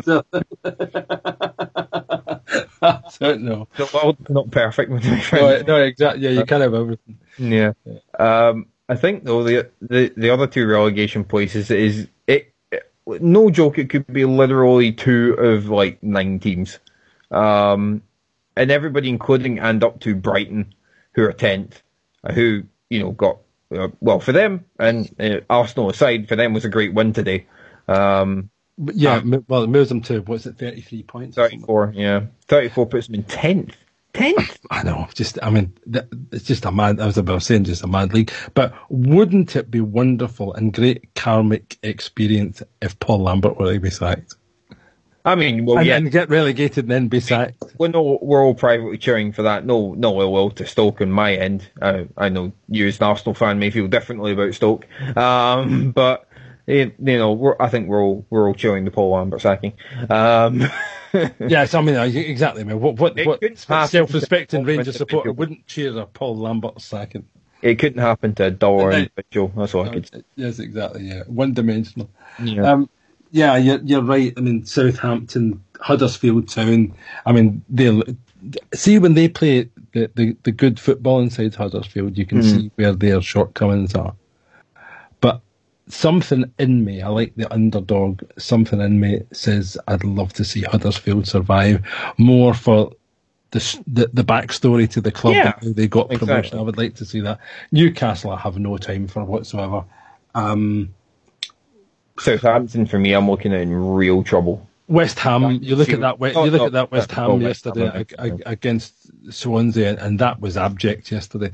It's gone back to the way it was before Moyes got there. Yeah, you're right. And so therefore, at some point, the players need to accept the responsibility, and it's not the manager. Mm. Because Slaven Bilic was screwed by that lot. They really are charlatans. He did. Another one is Southampton. I don't see where Southampton's getting a win. They can't buy a win right now. Well, they've got 0-0 with Stoke yesterday. Which did neither one of them any good. I mean, 0-0 with Stoke. I mean, I didn't even stay up to watch. I put the television off last night before that came on because, it was last in match of the day. I mean, there's the great accolade that it is, last in match of the day. I get a notification on my iPad that says, it's Swansea against West Ham's first up on match of the day, and I thought, yeah, that's reasonable. But then it gave the whole rundown that said, Southampton and Stoke last year. I thought, yeah, that's kind of typical 0-0, no snore draw. And it's, people must have been asking for their money back after that yesterday. Yeah, it looked an awful game of football, it really did. But Swansea under Carvajal, who get the sack from Sheffield Wednesday, and they can't buy a win at all now, Sheffield Wednesday. But I think you might have enough about them to keep them up. I really do. Well, see, Paul Clement had last year too. Yeah. Paul Clement this is a perennial situation for Swansea, is it not? Mm-hmm. I think the thing for why they did maybe need to make the change, and I'll concede that they maybe need to change Clement, but I don't think Clement's helped by the fact they sold Sigurdsson for big money to Everton, and I think they lost Llorente to a free. I can't remember. I think he was out of contract though. Who were the two driving forces in keeping them up last year? Well, Llorente's goals and Sigurdsson just being generally great. and they did not replace that in any way, shape, or form. Yeah, they just took the money. Yeah, they just took the money. What was it? What was it? What was it? 45 million for Sigurdsson? It was 45 for Sigurdsson. Even if they got nothing for Oente, and I don't think they got anything, but still they got 45 for Sigurdsson, which doesn't. Which I think is at least 20 million above what his valuation was. Aye, they took Everton to the cleaners on that, definitely. Definitely, no question. And of course, then you see the other thing about losing players like Ashley Williams, who was a mainstay of the defence at the same time. Another one cleaned Everton out for. Well, yeah, but you look how that's not worked at Everton at all. I mean, he's just been an absolute bomb scare. I mean, sent off again yesterday for, I don't think very much, but he knows the rules. I mean, see if, that's stupid yesterday. It really was. I mean, and it's not the first time. But I've never ever liked him as a player. I don't like Ashley Williams, but. And I don't think so. I would agree with you. As I don't think Swansea have replaced him. And they bought Ayew from West Ham, and I don't think he's been any cop. Yeah, just sort of okay. Who else did they brought in? They brought in. They've got Tammy Abrahams, haven't they? Yeah, Tammy Abraham on loan. Yep. Yeah, from Chelsea's massive reserve squad of about 872. Yeah. That's something we haven't mentioned a lot this series. But I would agree with you. I think Swansea probably got enough. But the same thing will happen next December. I mean, that's where I think Swansea have found themselves now. I think it's kind of crazy. It's hard to predict though, because literally, if any one of these teams strings 2 wins together, they can theoretically just instantly get themselves out of trouble.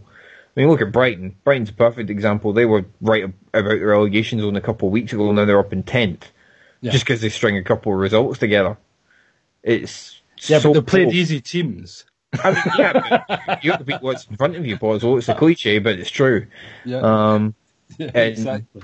Southampton and Newcastle and Palace and Stoke are all down there because they don't. And, it could be any of these teams. And I don't really know who, if I was at, if someone had asked me to put money on it, I don't know who I would put money on right now. I think I would concede probably Brighton will be okay, Everton will be okay, Bournemouth will be okay, and probably Swansea will be okay. Yeah. And everybody from Swansea down. I don't know. I'd like Huddersfield to survive, but they play the way they're too open. They're too open. They're very open, and I think that's a circumstance of the squad they have. They have to be, because they can't defend that well. So they've got to be open. It's the only way they're going to win games. And just hope because they've got to take the game. Yeah, they've got to take the game to the opponent. No point in defending if you can't defend. But then you look at Everton yesterday. Well, I saw the first.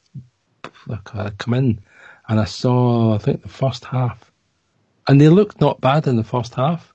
Yeah, they lost 2 awful goals, yeah. But then, just Ashley Barnes scores a goal that he should never have been scoring. Oh, jeez.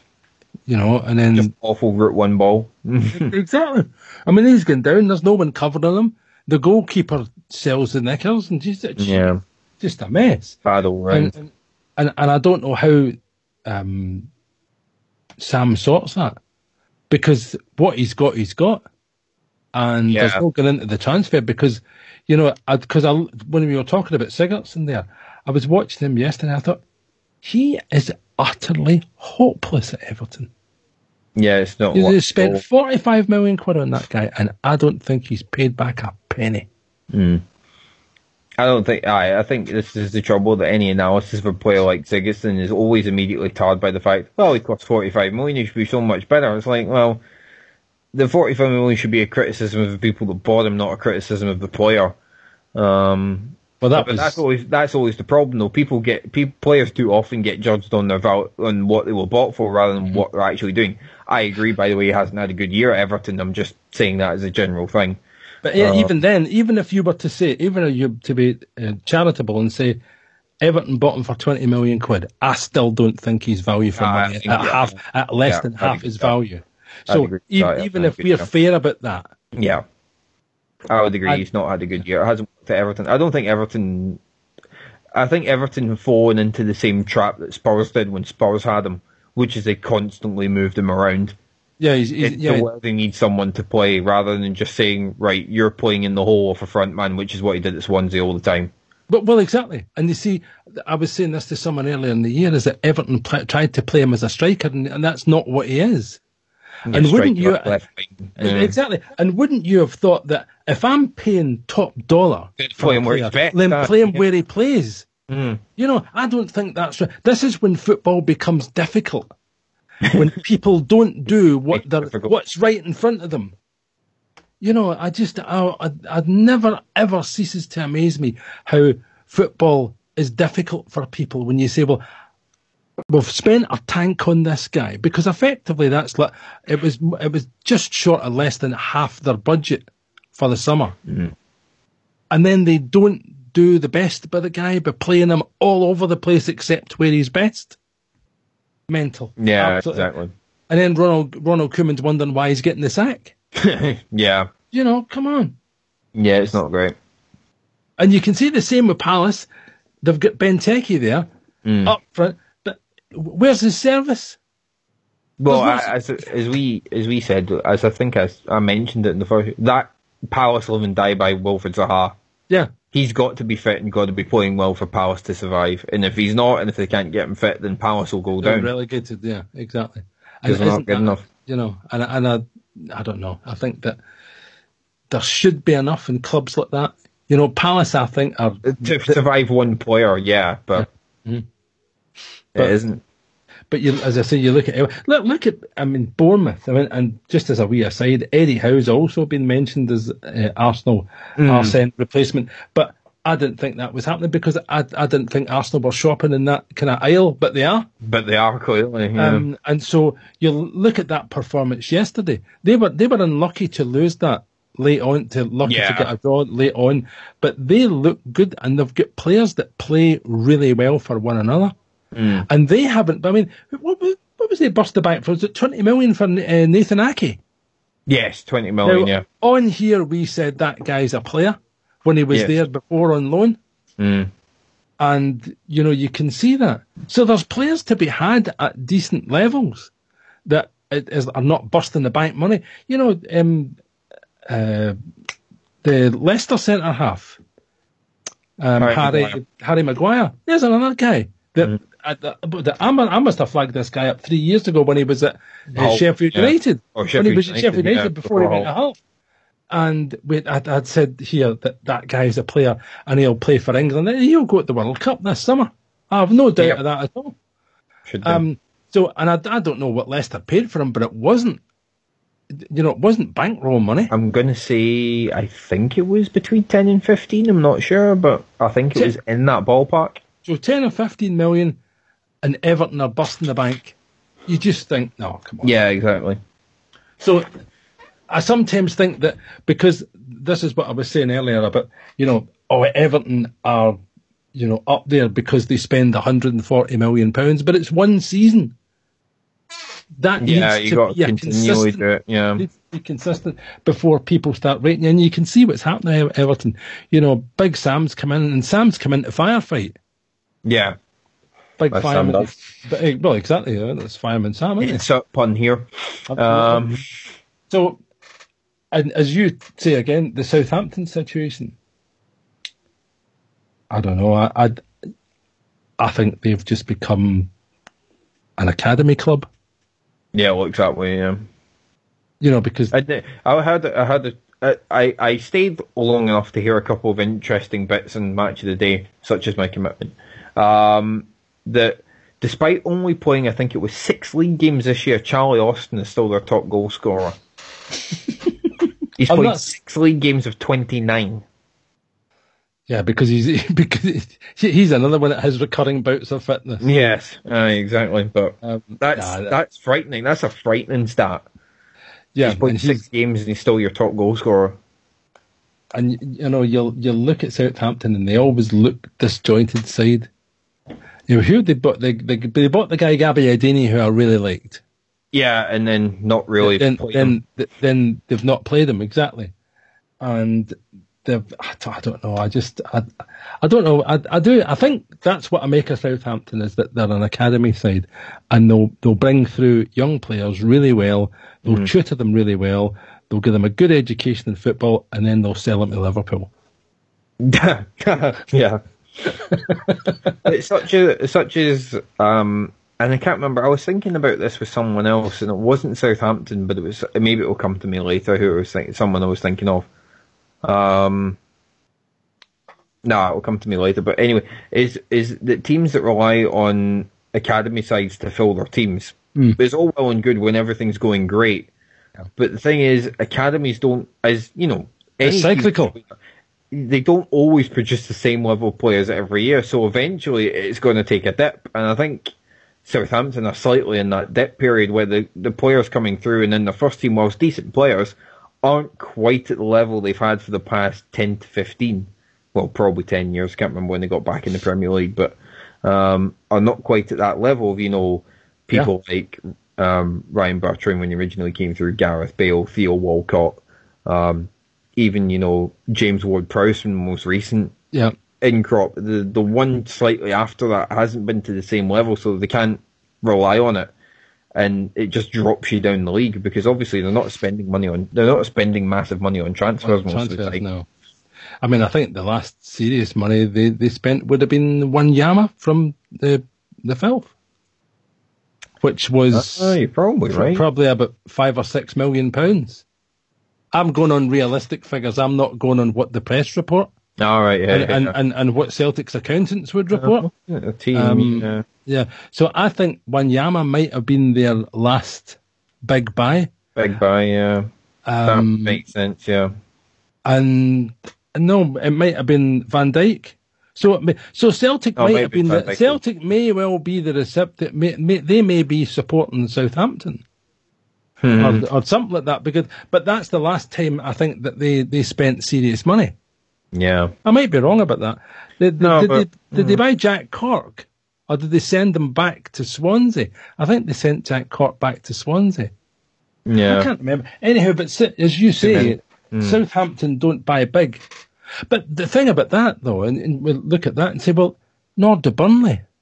But look where they are. I mean, they hadn't won a game in, was it 12 games? And they were still seventh. And they were still... They have been seventh for fractional time. Yeah. But you look at what I think they sold Demarai Gray to Watford. And I think Watford are behind them at the table. Yes, exactly. Which is so, good move, Demarai. You can't argue with the money Burnley got from him, and then £11 million or something like that. Did that funny thing that clubs do, that was buy a player and then decide not to play him, which I've never completely understood, but especially for that amount of money, like, oh, okay. Doesn't make a lot of sense to me. Yeah, I mean, I think Watford find themselves at 9th and Burnley are 7th. Yeah. Yeah, Burnley have sold their best player who was most effective to Watford, and as you say, he can't get in the game. They can't get in the team because they prefer to play Troy Deeney, who's just a big lump it up and run. But Burnley are an interesting side. I watched a little bit of them yesterday against Everton, and I thought they've got great cohesion about them. They've had to replace. Oh, you know what everybody's doing, yeah.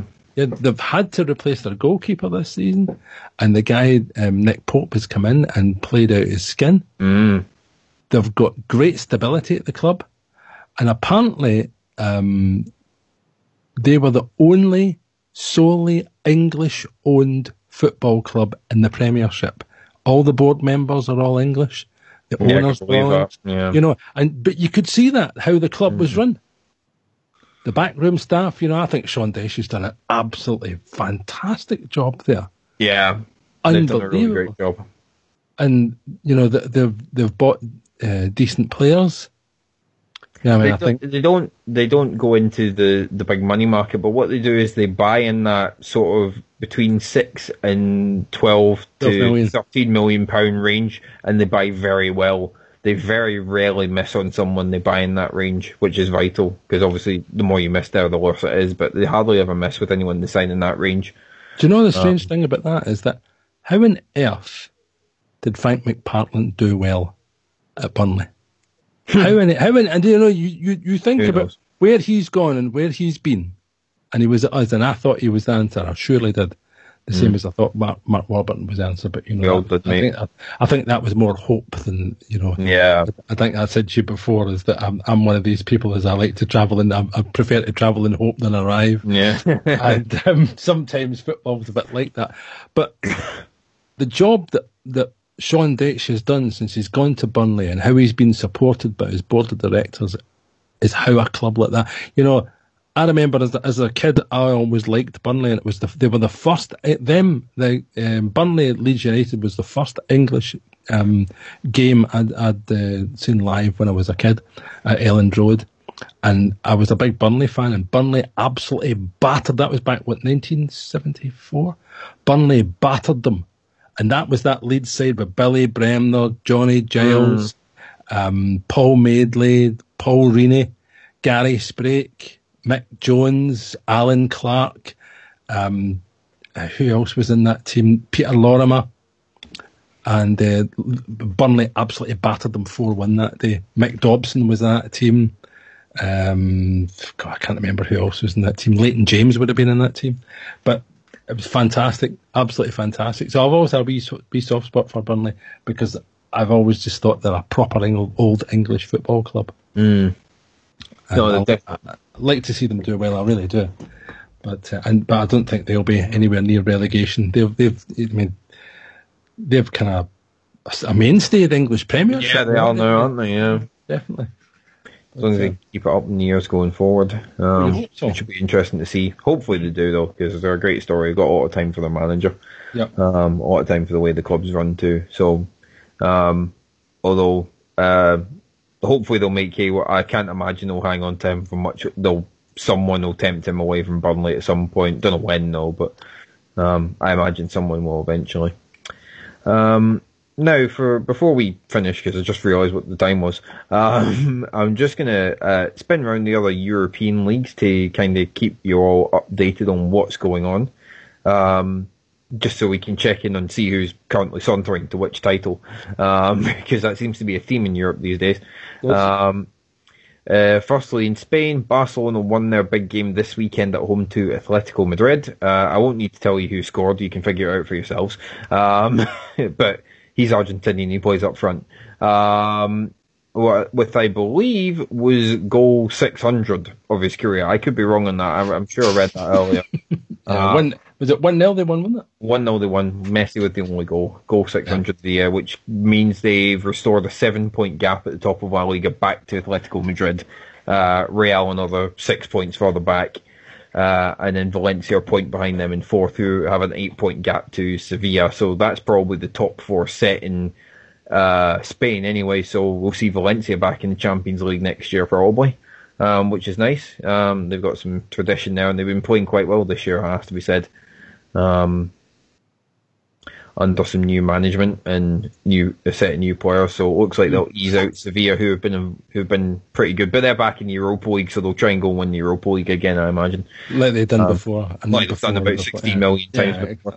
Well, they owned that. They owned that cup. Yeah, they owned that league. So they certainly did.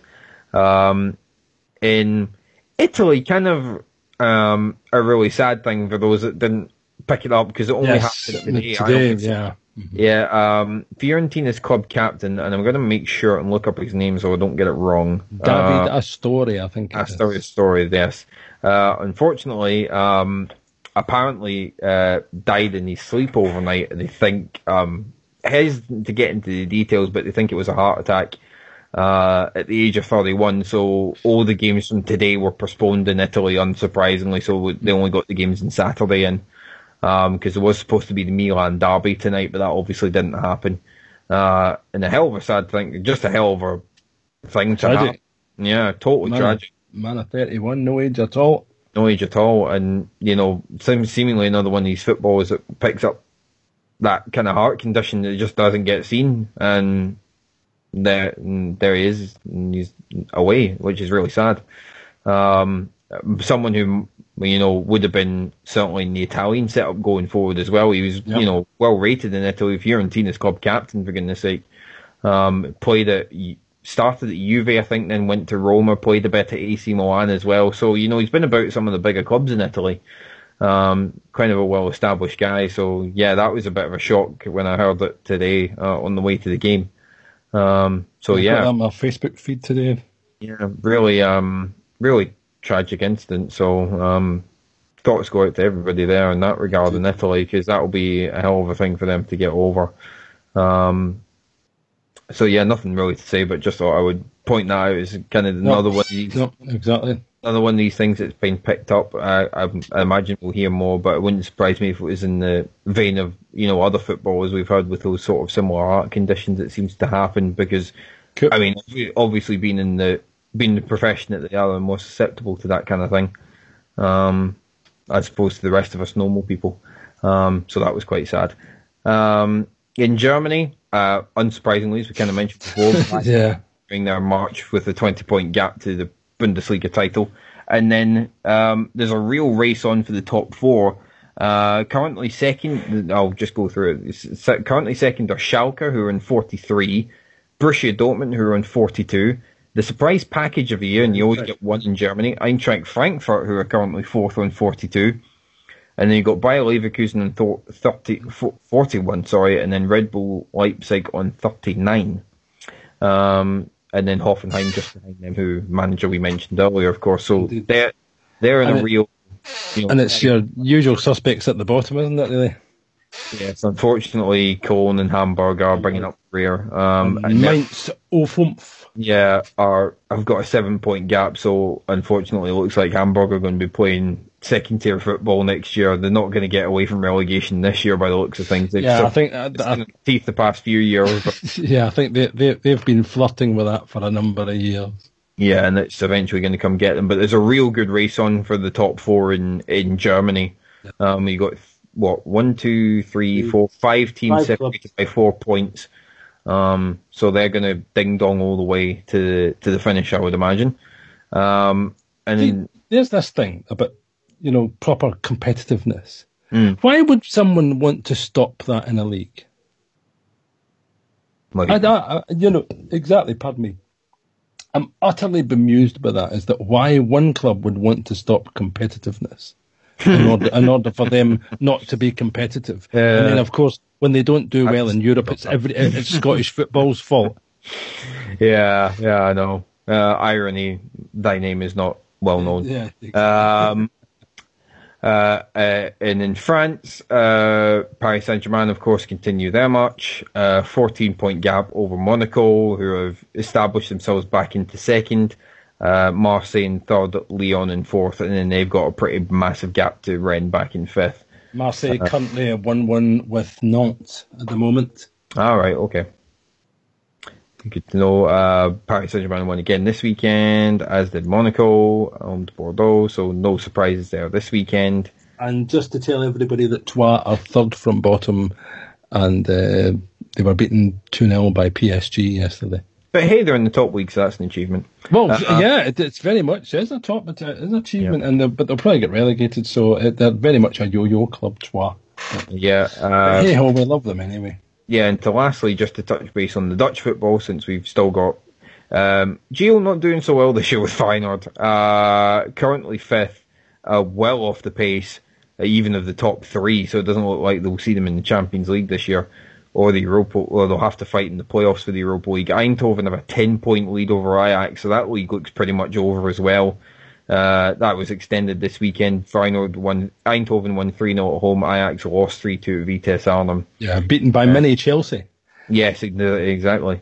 AZ Alkmaar enjoying a bit of a good year. They're in third this year, so that's good for them. And then you got Utrecht and Feyenoord. So not quite going so well this year for them, but that was a hell of a year last year. So probably forgive them for down year. But hopefully at least they got themselves back in. But anyway, now we're at the end of the show. We must finish. We've already overran. Quick shout out, Boswell. glad we're all back again, and hope to be with you again with Champions League during the week and Europa League. People can watch the Europa League without having to put their hands up into their face and watch it behind the settee anymore. So you can sleep safe in your beds knowing that we don't have filth in the Europa League that people need to watch, and you can listen to Roy Keane talk rubbish on a Thursday night. Yeah, well, no, I just fast forward past that, but but no, I'm quite happy with things at the moment, marginally. Relatively speaking. Back in the wacky world of Arsenal next week again, so we'll see how it goes. Yep. But no, thanks everybody for sticking with us. And the lobby, as usual, is always full of excellent comment and banter. Thanks, boys and girls. Indeed. So the plan is for us, fitness pending, depending on what happens earlier in the day, to be back next Sunday. So I hope we shall be here for a very joyous occasion. Put it that way. And if we do win, we might not spend the full hour on the Euro show. Yes, I mean there's always is open, and if not, we will become a refuge for 2 hours of not thinking about it if all else fails.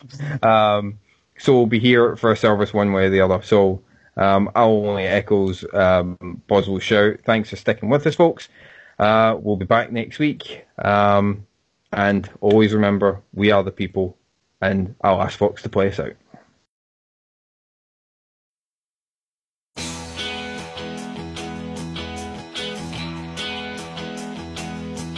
I sailed the wild Atlantic, crossed the broad Pacific shore.